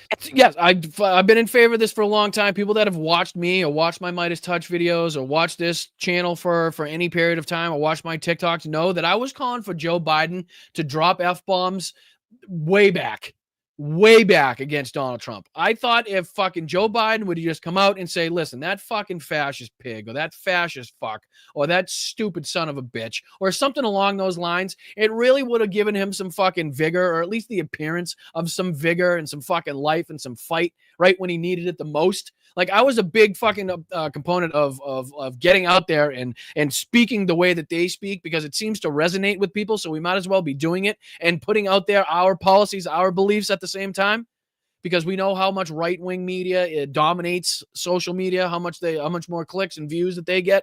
So we almost have to play a little more dirty on our side just to get a fucking level playing field. So I'm all for this shit. I'm all for taking it to them. I'm all for playing dirty. I'm all for playing cheap. I'm all for fucking slashing the guy in the back of the ankles that's sitting in front of the net. Make sure that it is as uncomfortable as fucking humanly possible for these people to be in this space, this arena, if they so choose to be in this fucking arena. That's what I think. Every tweet should be sent exactly like this, so that when Trump does it, it has no meaning to the base anymore. Everybody should just start communicating like this, because we're dealing. Oh yeah, no, you're 100% right. And we've all seen the reports that that's how he talked behind the scenes, right? So that's kind of what I was playing off of. We all know that Joe Biden was known for dropping bombs behind the scenes and using fucking, colorful language. What I wanted him was to get out there in front of cameras and to, express to the American people just how much danger they face posed by Donald Trump in his second term, his second administration, possibly. And what would convey that, I think, is him getting really serious and them hearing an F-bomb or some sort of, wake-up call to be like, whoa, shit, he means business. He's definitely serious, right? Like something like that. You know what I mean? I'm not sure if it would have worked. I'm not a political strategist. I'm just saying I think it would have invigorated some people to hear the president starting with fucking a fight fire with fire. Cult. Okay, here's the next one, you guys. Donald Taco Trump, as many call him, and then in parentheses, missed. In quotes, missed the deadline. California will now draw new, more beautiful maps. They will be historic, as they will end the Trump presidency. Dems take back the House. You can't even get through it. Big press conference this week with powerful Dems and Gavin Newsom, your favorite governor. That will be devastating for MAGA. Thank you for your attention to this matter. Good night. I love it. I think we should be doing more of it. I think JB Pritzker has been good at this. I don't know about on social media, but at least in front of cameras, in front of a microphone, he's been really good at attacking and combating Donald Trump and the Republicans thus far. We need more people like it, like Jasmine Crockett, AOC, firebrands like that aren't afraid to get out there and, again, play dirty. Let's fucking, I think Jasmine Crockett's one of the best at it right now as it pertains to young Democrats that I would point to on how to, again, combat the Republicans and their fucking rhetoric. I think she does a fucking fantastic job. I think people know exactly which side of the aisle she leans on. I think they know what side of history she's going to be on. And there's no, wear your heart on your sleeve. Now is the time to wear your heart on your sleeve. Right? Because when the other side is wearing swastikas on their sleeve, let's wear our heart on ours. How about that? How about fucking that? All right. What do you say we get into our next story here?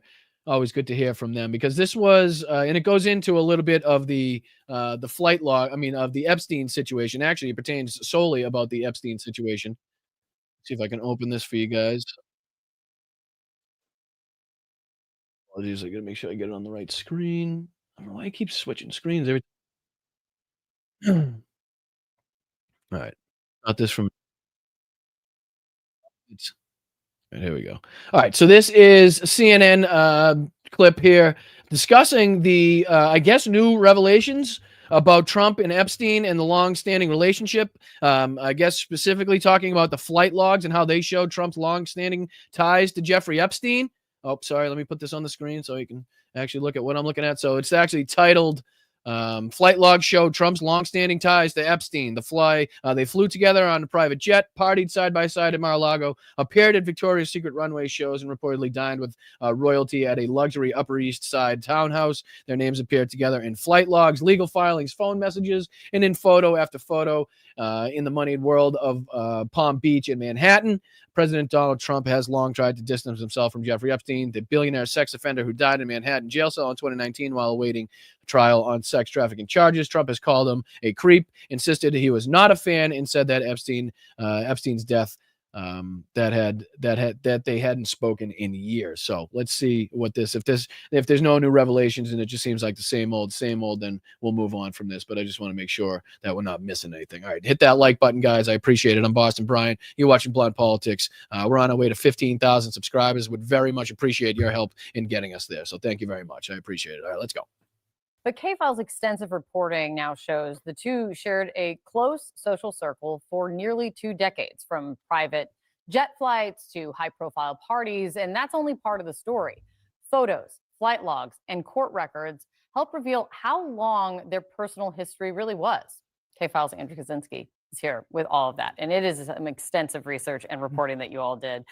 You've chronicled this relationship between Trump and Epstein from the 80s to mid-2000s is obviously when their contact probably cut off. What's the most striking thing that you find that kind of contradicts this? Donald Trump is no fan of Jeffrey Epstein. Yeah, so what we found, it really actually paints a portrait starting, as you said, in the 1980s up to the mid-2000s. It paints this portrait of a long, enduring friendship. I think there were several associates. Still crazy every time you hear from the 1980s on, from the late 1980s. So since I've been on this fucking planet, since I drew my first breath on this planet, Donald Trump and Jeffrey Epstein and Ghislaine Maxwell have been linked hand in hand.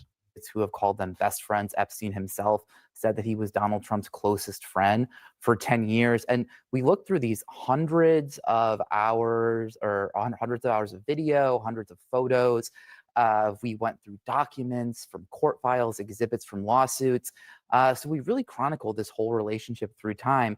And one thing that I found really interesting was these flight logs from Epstein's private jet, which were part of that investigation into Ghislaine Maxwell. And they really tell you a story of how close these guys are. Look at just a few of them. This is in 1993, for instance. This is the same year that we found as well that Jeffrey Epstein attended Donald Trump's wedding to Marla Maples. So it'd be Jeffrey Epstein. I don't know if you guys can see my mouse here, but I think the first one he's going to start here is where it says 409. Looks like J.E. Jeffrey Epstein, G.M. Ghislaine Maxwell. And then Donald Trump, you can see plain and clear there. I'm not sure who the SB, or it looks like a DD. Maybe they'll go on to say another Jeffrey Epstein, Ghislaine Maxwell, Donald Trump, another Jeffrey Epstein. What's that say? Something Nance and Donald Trump. And then this is Jeffrey and Donald Trump. Let this go on. Trump flew on that plane 4 times with Epstein and Ghislaine Maxwell between Palm Beach, where Mar-a-Lago is, and where Epstein also owns a home. Let's fast forward then to 1994. Trump flew from Palm Beach to Washington, D.C. with his then. So Jeffrey Epstein, Donald Trump, Marla Maples, Tiffany would be Tiffany Trump. He took his daughter, the sick fuck, the nanny, and Mark Middleton. Next one, 517, Jeffrey Epstein, Donald Trump, Marla, Tiffany, and the nanny. Probably the returning flight. Wife Marla Maples, his daughter Tiffany, and a nanny before they returned to New Jersey that day. In August 1995, just he and Eric were on board with Epstein and Maxwell. Again, they flew from Palm Beach. 741, Donald Trump, Jeffrey Epstein, Paula Epstein. What's that say? Eric Trump, Jeffrey Epstein's, let's say, aunt or something. And then over here, 130 or 934, JG, GM, Donald Trump, Mark again, and a few other. Looks like that was a fucking full flight. To Teterboro in New Jersey. And then in January 1997, Trump flew with the pair from Palm Beach to Newark, New Jersey. All of these trips, 8 in total, were documented in logs that I mentioned were from that trial. You also took a look at what Donald Trump himself has said about Jeffrey Epstein. What did you find? Yeah, that's right. And one of the things that's always been so striking is that quote that he said in 2002 that we found in that New York Magazine article where he said he was a terrific guy. He liked beautiful women just like him. And then that quote where he says he likes many of them on the younger side. That Again, 2 years after, and I'm probably just cut him off from saying the exact same thing, but 2 years after he supposedly wants to tell everybody that he removed Jeffrey Epstein from the club at Mar-a-Lago for poaching underage girls that worked at the spa at Mar-a-Lago, specifically Virginia Giuffre. But as we all know, Jeffrey Epstein's membership was still open and active up until 2007, as we reported on this show. So that's probably not a possibility. He'll go on to probably describe here even more detail. From an article entitled Jeffrey Epstein, International Money Man of Mystery in New York Magazine. Now, just 2 years later, we were going through Donald Trump's book, and there he had one called How to Get Rich. And then we wrote in his book that somebody named Mysterious Jeffrey had called him, and that you could see it right there. That's the passage. And we've talked about this on the show before. The Mysterious Jeffrey calls in. Mysterious as Jeffrey is, he's one of the few people I know who can get by on just a first name. My staff never asked for a last name in this case, which puts him way up there with Elvis. Not that Elvis calls in much these days, but you never know. That's why I have a floor for security. Sometimes we need it. We've had some calls you wouldn't believe. Again, one can only assume he's talking about Jeffrey Epstein here as well. As Jeffrey calls in, but there's actually a lot of activity between these two in 2004. One of the things that was seized from Jeffrey Epstein's home during that initial investigation to him in the mid-2000s were message pads. And on those message pads, there were two, if you look here, two messages from Donald Trump in November of 2004. Wow, would you look at that? So 2 years after Donald Trump, we know, talked about how Jeffrey Epstein likes beautiful women, likes them on the younger side. 2 years after he claims to have ended the relationship with Jeffrey Epstein because of he was poaching, again, underage girls illegally working at the spa at Mar-a-Lago. 2 years after that was when he called him a terrific guy. Now, 2 years after that, we have more messages from Donald Trump on Jeffrey Epstein's answering machine, thus telling us that the relationship continued, thus giving us more evidence to suggest and corroborate the fact as to why Jeffrey Epstein's membership was still open and active at Mar-a-Lago up until 2007. Again, more information here. Around the time the two of them actually were competing to buy a property in West Palm Beach, Trump ultimately won out. He beat Epstein, and this is allegedly part of what made their... I wonder what happens if we call that number.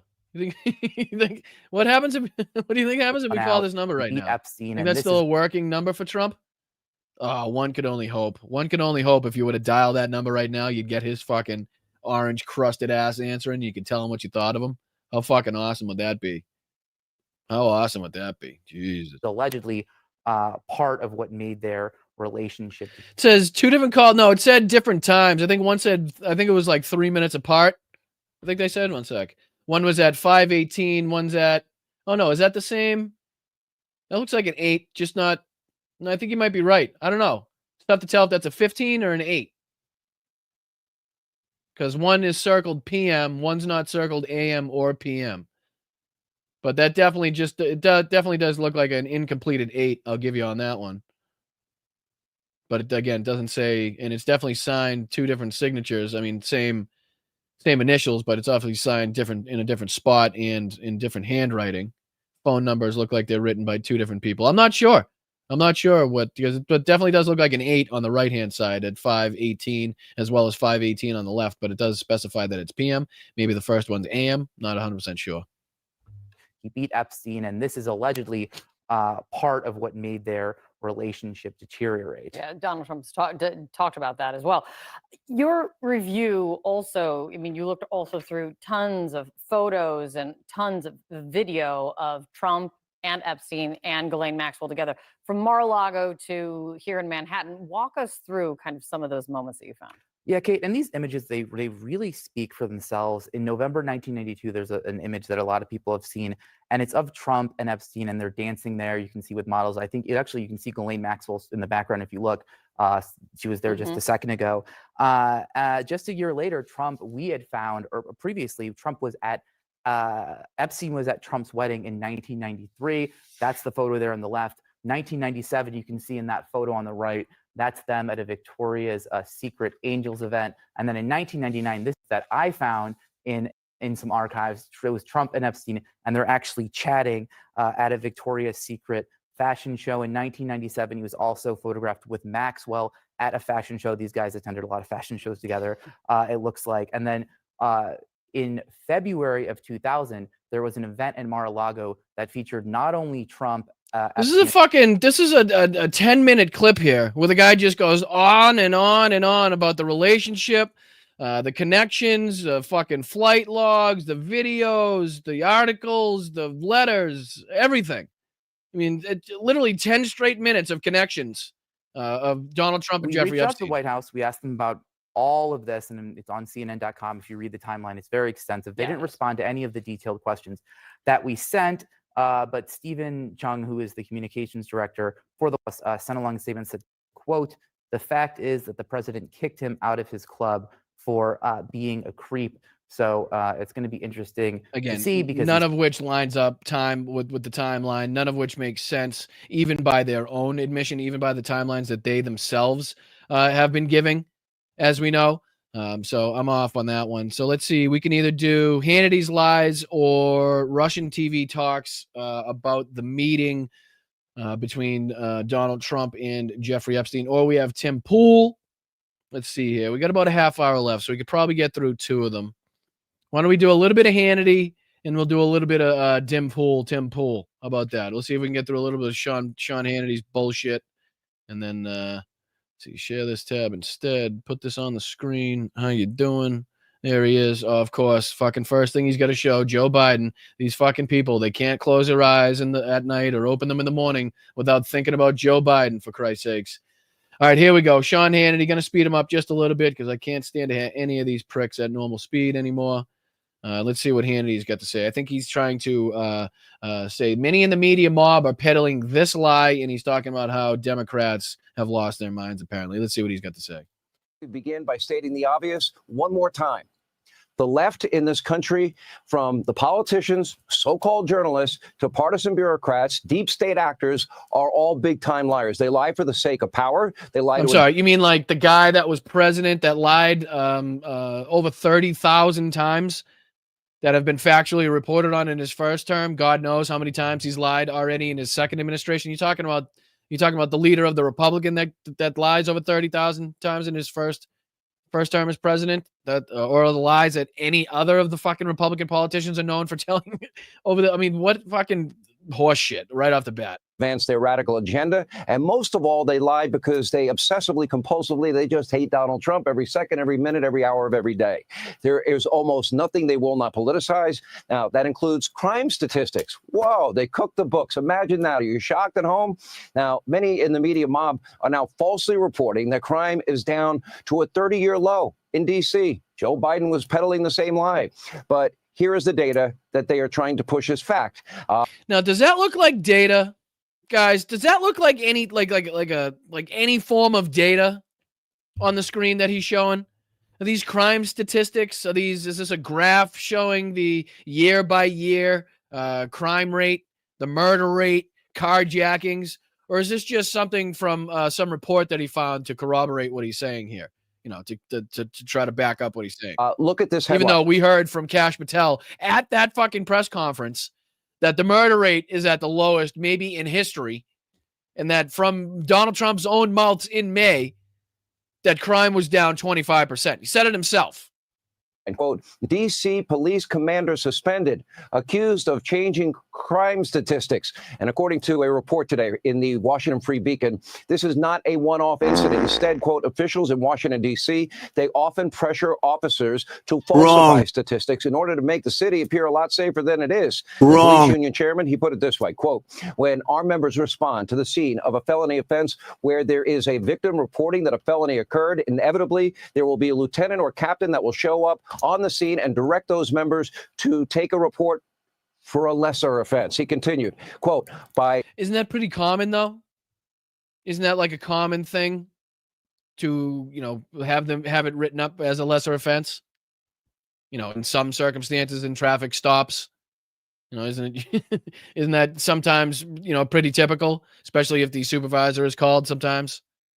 changing criminal offenses, they avoid both the police department and the FBI from having to report a felony offense. And according to multiple reports, this is something that happens in. What we'll do is we won't write you up for the fucking not using your turn signal. What we'll do is we'll only get you for the running the red light. Doesn't that? I mean, has nobody ever heard that from a cop sometimes? Where it's like, all right, don't worry, we won't get you on this, but I have to write you for this because the fucking supervisor's here, it's on camera, body camera's on, type of shit.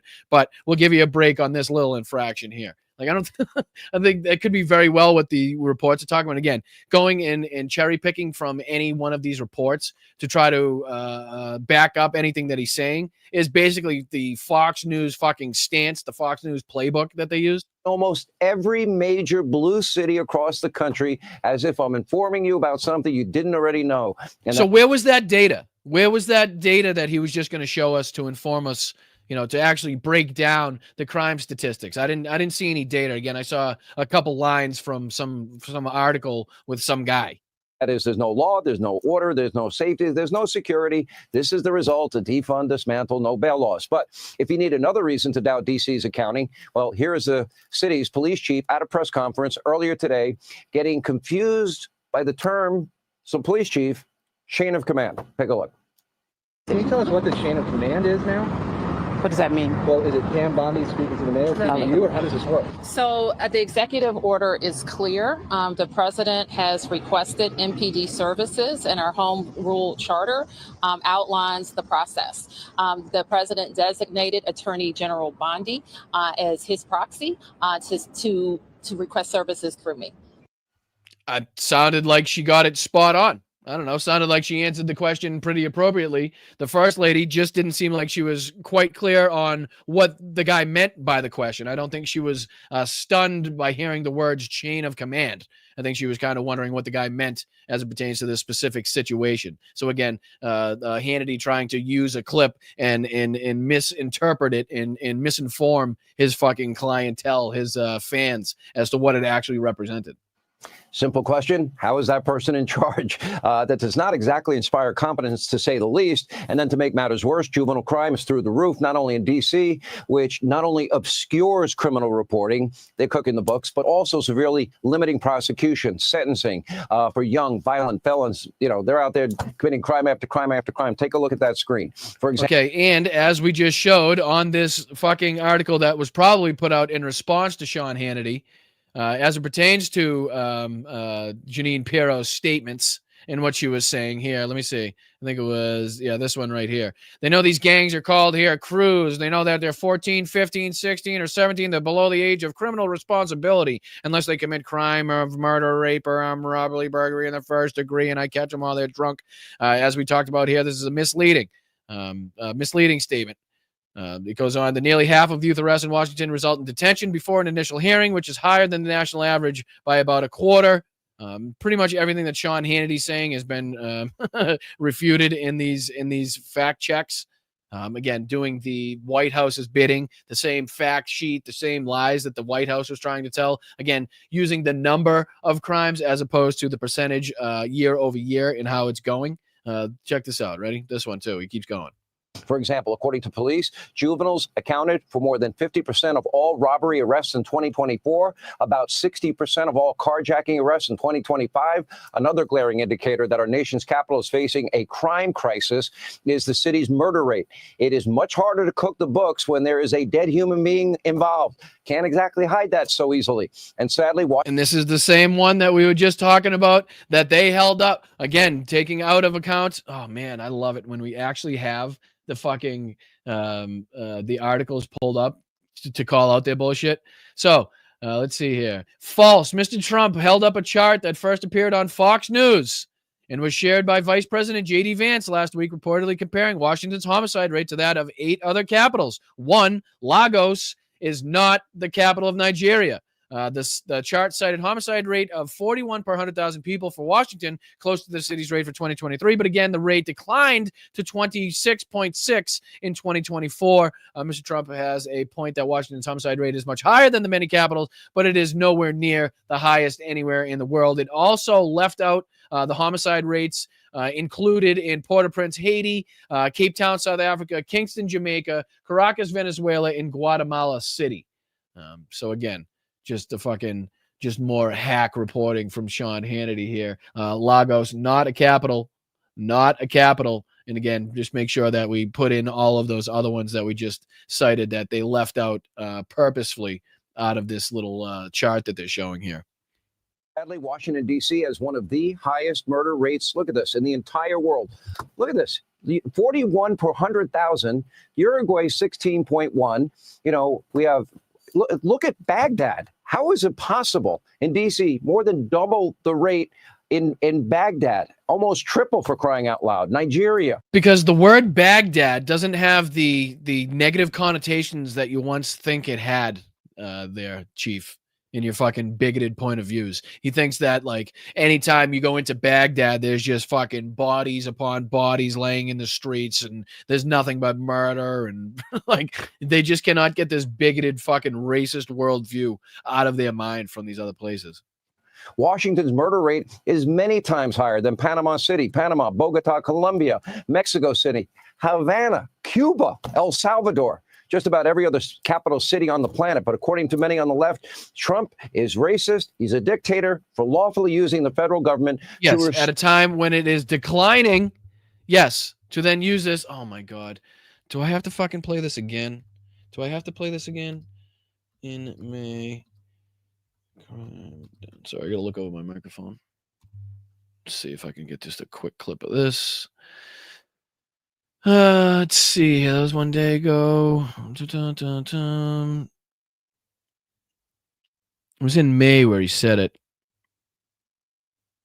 Trump said on Wednesday that he expects essentially stop violent crime, taking over the federal police force. Christ, now I'm not going to be able to find it. I think it was May that it said, though, in which he came out and was touting the level of crime that was down, but now is using it as a justification. Here it is right here. See if I can put this on the screen for you guys. Come on. No?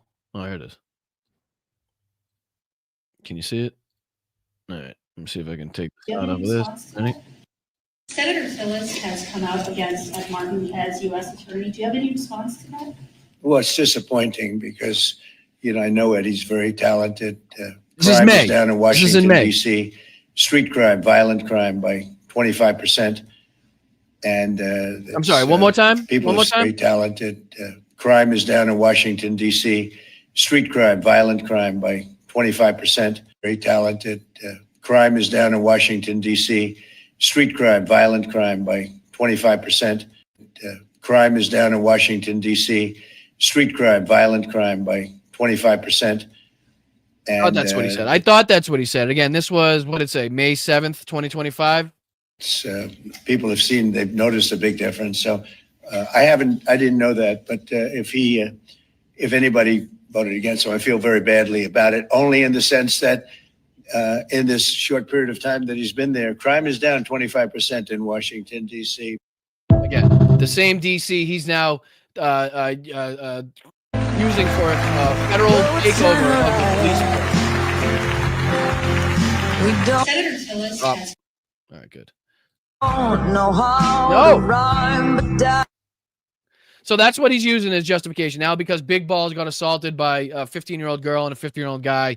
Apparently, that's all he needs to use as justification to take over the Metropolitan Police Force, give it a Pam Bondi, send in the National Guard through the acts of Pete Drunk and Hegseth. He doesn't need anything more than that, even though he said through his own lips just in May that crime was down in the city that he's now taking over federally by 25%. All right, let's see if we can finish out now. We got about 20 minutes left. Let's see here. I'm going to see if I can dive into maybe one more thing before we get into Dim Fool. I don't want to subject you to too much Tim Pool, you know what I mean? Let's just take a look at... I do want to take a look at what the good old Russian state TV is saying about these upcoming meetings. What do you say we just dive into that for about 5 minutes, and then we'll finish off the Wednesday night podcast, the Wednesday night show, with some Dim Fool, Tim Pool tight hat to finish it off. What do you guys say? Is that okay with you guys? All right, I appreciate it. I appreciate it. All right, let's dive into this one. Show this on the screen. We'll just play a few minutes of this. Like I said, won't go into too much of it, but I'm curious what Russian state media is saying about this upcoming meeting. So let's see here. Which one is it? This one? No. Where is it? Oh, I got to open it. My fault. That was my fault. My apologies. Hit that like button, guys. I do appreciate you guys. All the help and support that you guys show this channel goes a long, long, long way. Believe me, I need every bit of help that I can get. I really, really do. Times are getting tough here. Times are getting tough. I won't lie to you guys. Giving up the old plumbing gig has put a few wrenches in the works, but I'm trying to make up for it here by giving you guys the most amount of content, the most amount of shows as I could possibly do, doing more Midas Touch videos. I'm trying to get us out there doing the this space there for the letter hack and with all the other great creators over there. So let me see if I can put this on the screen for you guys. I'm doing everything I possibly can. I really can, but it's only with the continued support of you fabulous people that I have the opportunity to continue to bring you guys the news and opinions and facts and entertainment or whatever I bring you on a daily basis. So I appreciate it. All right, let's get into this right here. This is just going to be a couple minutes of Russia's state media talking about, this says, and his guests talk about the Putin's upcoming trip to Alaska. So I'm just curious what they're saying, if they are going into this with an open mind, if they're going into this thinking that a ceasefire will happen, or if some peace agreement will be reached. I'm curious what Russian state media is talking about. Let's get into it just a little bit. I'm going to speed it up just a touch, as I typically do for you guys, so we can get through a little bit more of it. Let's go to 120. It's good for me. It's good for you. Let's go. Any day.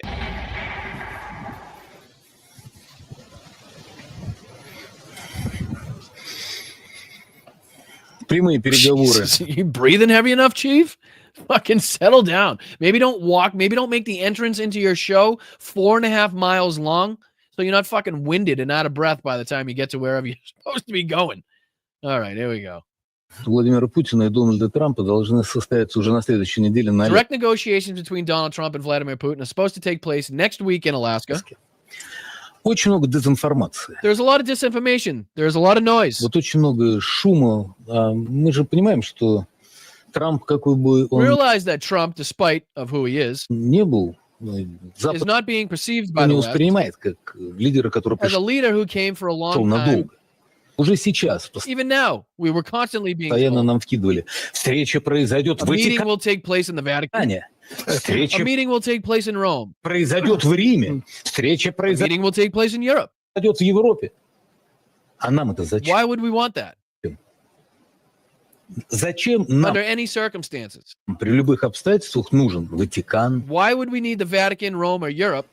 Рим, Европа? То есть мы должны унижаться So we would have to humiliate ourselves and ask them, и просить их, а не могли бы вы наложить ограничения could you put limitations on an arrest warrant? не на выданный ордер на арест, а разрешите нам... Please allow us to fly through. Again, this is showing that they already know. Like they have 100, like they're 100% aware of the allowance that Donald Trump is affording Vladimir Putin by allowing him to come to Alaska, which stops Vladimir Putin from having to find another place in the world that they can meet. Because he can't fly over any country that is involved or has relations with the ICC because of Vladimir Putin's arrest warrant. Any country that has an affiliation, any country that is, recognizes the ICC should, in fact, enact upon this arrest warrant if Vladimir Putin were to step foot in their country or their airspace. So this, by allowing Vladimir Putin to come to Alaska, it then allows Vladimir Putin to not have to fly over ICC-related territories, right? He can just go over the north just like that and hop right into Alaska. Doesn't have to worry about any ramifications. So that's another fucking plus. That's another benefit that Vladimir Putin has been afforded in these fucking talks. And again, this doesn't sound like Russian state media is too willing to have these negotiations, is too expecting anything to come from these negotiations. Лететь? Зачем? Но вот это постоянно There were constant reports about вбрасывание того, что уже неоднократно было сказано России. Нет. After Russia repeatedly said Вы все не No, all of you can't be the intermediary. можете быть посредниками ни при каком Under any circumstances, you are not neutral. обстоятельстве. Вы не нейтральны. Поэтому о чем с вами говорить? Therefore, what is there to discuss with you? Послушайте, август же месяц. Thank you, Nicole. Thank you so much, Nicole, for the $5 on Venmo. And I might as well get to the other people while I'm on it that have been kind enough to send your Venmos in. I really do appreciate it. Let me say thank you to you, as I just did. How do I get back to the rest of them? Oh, here we go. And then I want to say thank you to Nicole, Jennifer, and Thomas as well. Thank you, guys. Thank you so much, Jennifer. Thank you so much, Thomas. And thank you so much, Nicole, for your kind contributions on Venmo. Really, really helps. So bust a buck. Show your support for independent media. It really, really helps. Even a buck or two really goes a long way. Imagine if everybody in the chat just gave a buck or two right now. It would fucking be a big help to the show. So thank you. Let's continue. Мы все понимаем, что будет дальше. Украина попытается сделать все. Ukraine will do everything to disrupt these negotiations. You mean the negotiations that they're not being involved in? You mean the negotiations that Vladimir Putin specifically told Donald Trump to not allow them in? And then Donald Trump agreed to not allow Volodymyr Zelensky or Ukraine to be involved in these talks and involved in the meeting in Alaska. Are you talking about those ones? Чтобы сорвать переговоры. Вчера они там какое-то глупейшее заявление с европейцами приняли, они что-то требуют от Трампа. Трамп вообще их плохо видит. Может, мы поймем, что война есть. It says Trump can barely see them. Maybe we'll understand that war does exist. И она идет. And it is underway. Может, мы поймем то, что количество Maybe we'll understand that the number of ударов strikes вглубь нашей территории, о чем европейцы deep within our territory, which Europeans openly say, впрямую говорят, будет только нарастать. will only increase. И мы поймем, что они попытаются в Maybe we'll understand that in coming days ближайшие дни сделать все возможное, чтобы they will do everything possible сорвать возможный переговор. to disrupt potential negotiations. Ну, давайте вот чуть-чуть Let's уже come back to our senses. очнемся. У нас же войны нет. Ну, вот But there смотри, is no на меня war было here. Look, there were several attempts on me, right? несколько покушений, да? Вот я вчера Yesterday morning I was exercising. там, занимаюсь спортом, а потом смотрю, как Then I see someone named Alex Sherglov некто Алекс Щеглов выкладывает у себя информацию is posting information in where and how I о том, run. где я бегаю, как я бегаю, выкладывает видео машин, He posts a video of cars that bring me there которые меня привозят номера. Притом у него with their украинский. license plates. Wow, sounds like somebody's got an admirer. Only usually admirers in Russia tend to end up in different circumstances, but флаг у себя в Инстаграме. he has a Ukrainian flag on his Instagram. И намекает, что вот, What is he hinting at? вот, да, вот. То есть он кому-то информацию. What does this have to do with the meeting? All right. For some reason, I thought he was going to have some. Let's see if he goes on here. I'm curious. Because of the interest in the Europeans. Europeans will be there once again. There must be a fate of generation of Russian people. Everyone has started to sing songs about Alaska. They remembered Rasturgrov. Until then, they're remembering the song, September 3rd. And then it goes on to say, oh, this guy might have the most annoying Russian voice ever. Check this out. Listen to this. Да это не особо важно, кто предложил. Интерес был взаимным. Интерес был взаимный, да. Вот, так сказать, очень вежливо, очень культурно это все с нашей стороны прозвучало. Но мое личное мнение убеждает. No, I can't do it. All right, let's finish off with a little bit of fucking Tim Pool, as it were. He seems to be a little bit more engaging. I thought they were going to at least tell us that they would be willing on Russian state media to engage in these peace talks, to actually sit down and listen to what both sides had to say. But of course, that's not what we're going to get from Russian state media, because that's not the talking points they've received from the Kremlin. And Donald Trump has done nothing, absolutely nothing, and has done the opposite of trying to put Vladimir Putin and Russia on their back foot ahead of these negotiations to get the most favorable deal, to get the most favorable terms for Ukraine. He's done absolutely nothing but elevate Russia and denigrate Ukraine ahead of these meetings. All right, so let's get into Tim Pool's, I guess, a little bit mad, or I guess he's mad that Democrats are mad that Donald Trump has enacted a fascist takeover of Washington, D.C. at a time where crime is down on the whole. So let's hear what Tim Pool has to say about this, and then I'll let you guys go on to whatever it is you have to do on your fabulous Wednesday night here. All right, let's get into it. They call him Big Balls, and he's lived up to his name. While many mocked the idea of the Doge staffer known as Big Balls for his name, So Tim Pool automatically defending Doge and Big Balls right off the bat here, of course, like we thought he would. Balls, recently in D.C., As the story goes, he intervened to save a woman from a gang, and he was mercilessly beaten, showing that he does, in fact, have big balls.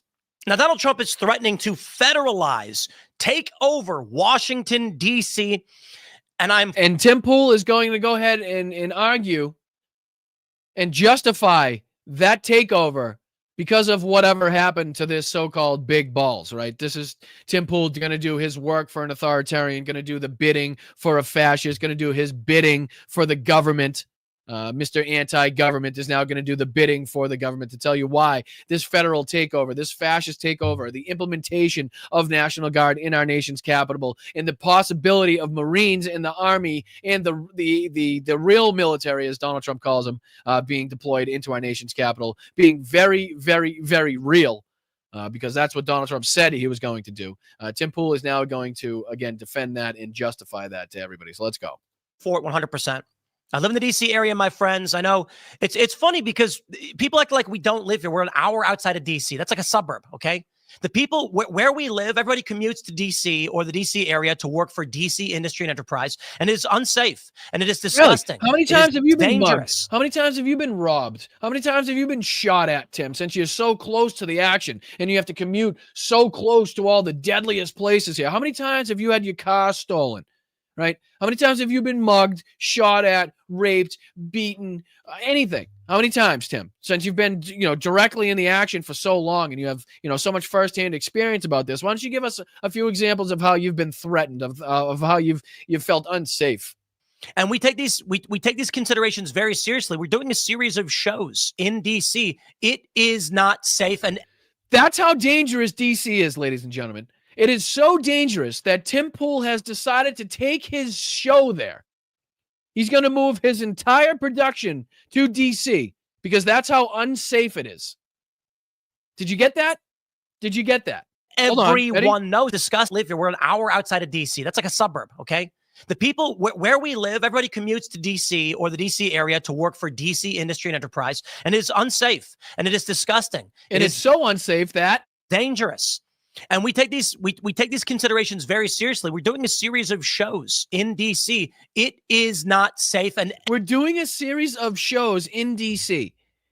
So it's so not safe that Tim has decided to put everybody in his show, everybody that is involved in production, at risk, in serious fucking jeopardy, just to do his shows in DC. That's how dangerous it is, ladies and gentlemen, that he's actually going there. Everyone knows it, and there is no excuse, none whatsoever, especially for Donald Trump, to allow a federal jurisdiction to be as crime-ridden as D.C. is. When we go in for these shows, we have security. And I'm not going to pretend like it's hell on earth or anything stupid like that. It's just crime-ridden.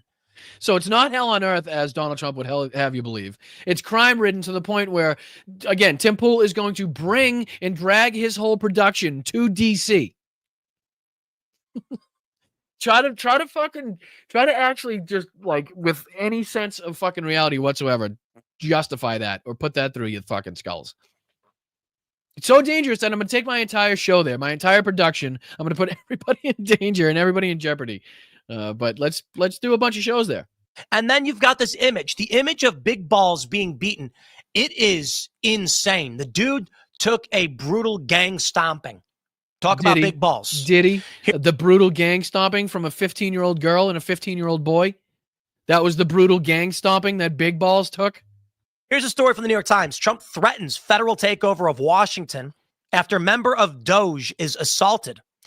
A prominent member of the Doge was beaten in an attempted carjacking in Washington this week, prompting President Trump to renew Wait, I thought you said he was protecting a woman from attempted gang rape. That's not what you just read. And again, I love, as Hal correctly points out, Tim and everybody else on the right, their ability to demean and fucking denigrate, mainstream media, but also how they every single time in every single one of their episodes go on to use the mainstream media in sites like CNN and the New York Times and Politico to fucking talk about what they want to talk about. But you can't believe anything they say, but unless it's something that we want to talk about, and then you can believe what they say. carjacking in Washington this week, prompting President Trump to renew his threat of a federal takeover of the city. The victim was Edward Korestein, a 19-year-old software engineer known by his online sobriquet, Big Balls. According to the police. Jesus, Tim. Sorry, dude. It's kind of hard for me to understand what you're saying when you got big balls in your mouth this whole time. You might want to remove them for a second so people could kind of, so you can enunciate, so people can understand what you're saying. Who said he was surrounded and attacked by 10 young assailants outside his car. Said he was attacked and surrounded by 10 young assailants. Didn't we find out it was two people, a 15-year-old girl and a 15-year-old boy? So what is maybe Big Balls didn't have his glasses on and he was seeing triple? Maybe that was the problem? Because it seems like he's mistaken on a few of the facts.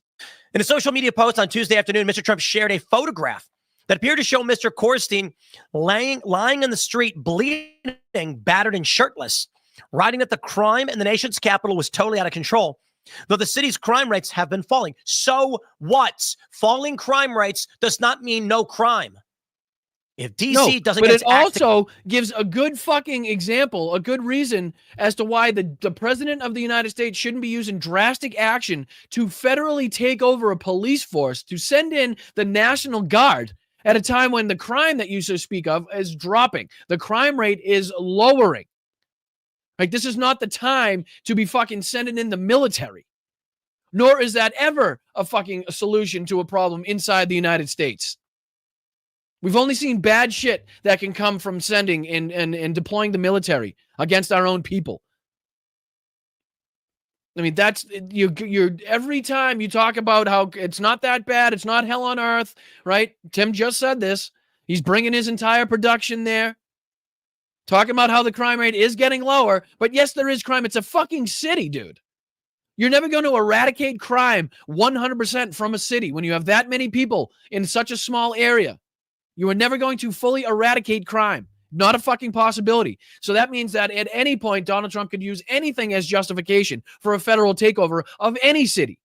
And Tim Pool is giving him the backing and the permission to do so right here. Together and quickly, we will have no choice but to take federal control of the city. And why don't they have that? It is absolutely insane to me that DC, which is quite literally federal jurisdiction for the purpose of the operation of the federal government, and the federal government allows crime to run rampant in this city.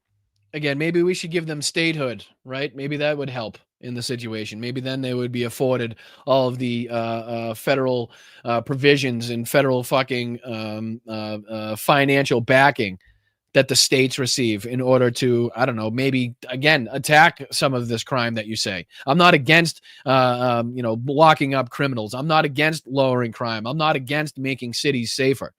I am against the fascist takeover of a fucking entire police force by the federal government when using as justification one single assault at a time where the crime rate is dropping in a lot of places. That's what I will not stand for.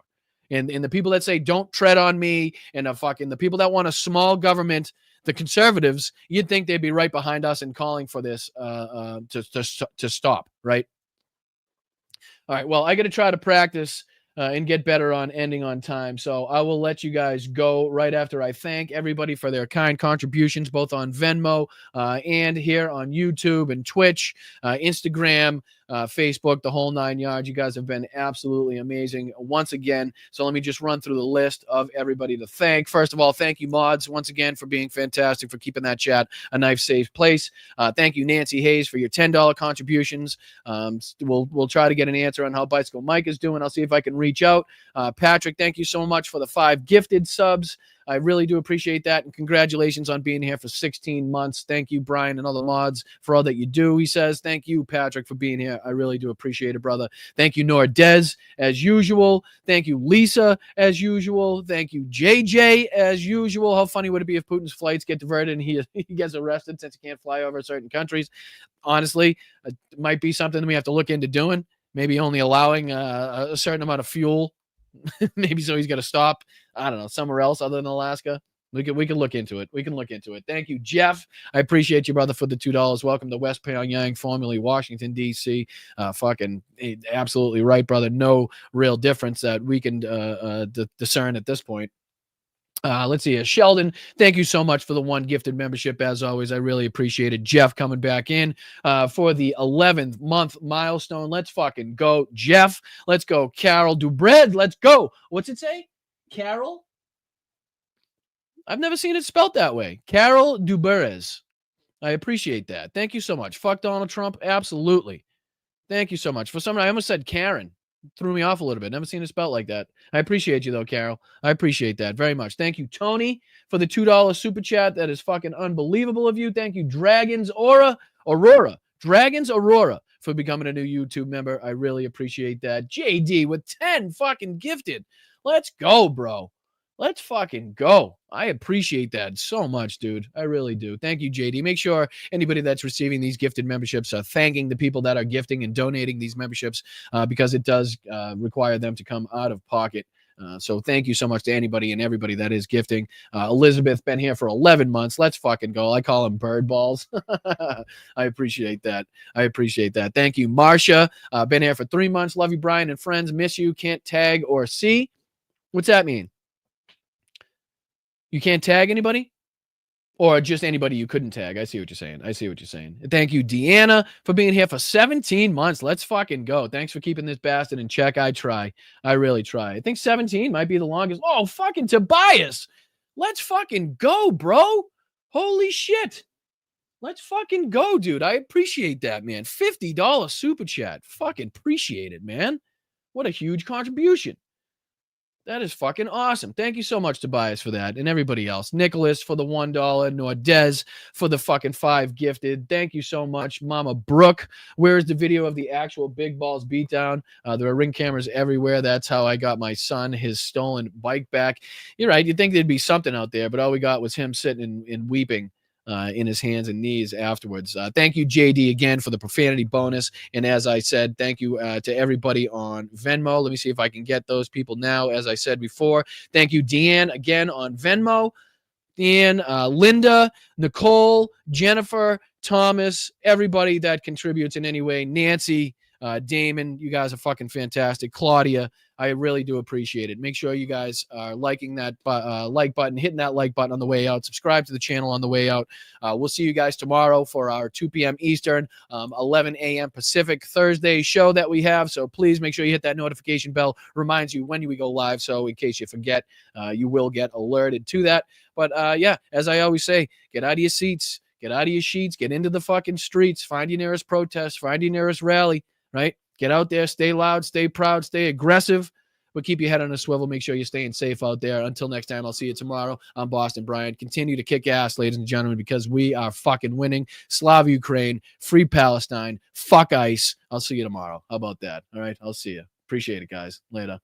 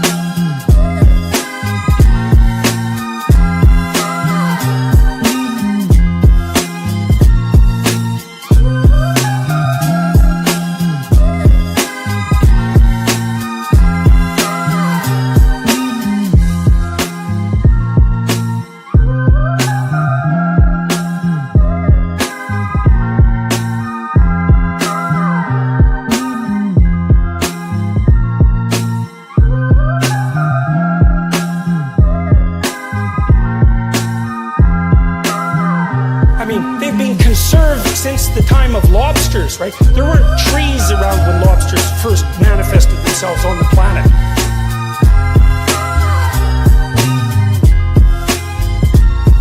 When you ran out the healthy arms, you ran out of really healthy. They had great arms, but they ran out. It's called sports. It's called baseball in particular, and pitchers, I guess you could say, in really particular. What uranium is, right? This thing called nuclear weapons and other things. Like lots of things are done with uranium, including some bad things. Get off my plane. Eating the dogs, the people that came in, they're eating the cats, they're eating the pets of the people that live there.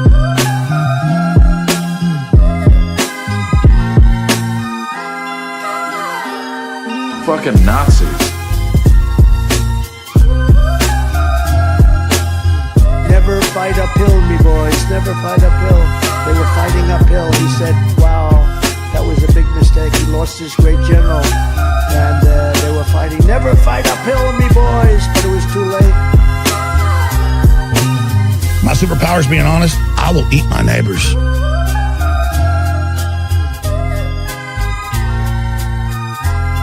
Yes, of course, hence the name. Movement, it moves a certain distance, then it stops, you see. A revolution gets its name by always coming back around in your face. You tried to kill me, you son of a bitch. So welcome to the revolution.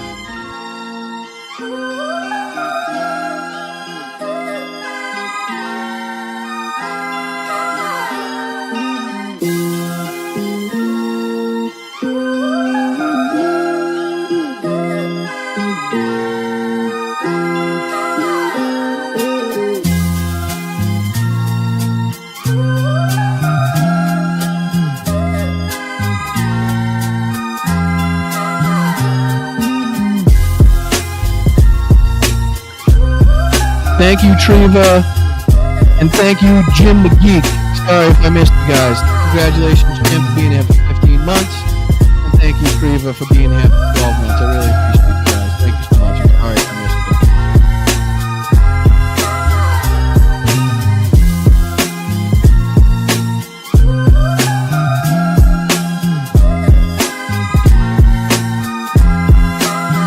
Builds the wall the way he built Trump Towers, we'll be using illegal immigrant labor to do it. Army manned the air. It ran the ramparts. It took over the airports. It did everything it had to do. Oh, go fuck yourself.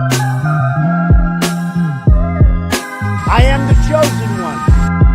Oh, go fuck yourself. Call them dumps, big massive dumps. Oh, go fuck yourself. Never fight uphill, me boys. Never fight uphill. Oh, go fuck yourself. Oh, there's a fly. I wonder where the fly came from. Oh, go fuck yourself. They're just getting acclimated. You know what that means, acclimated? Oh, go fuck yourself.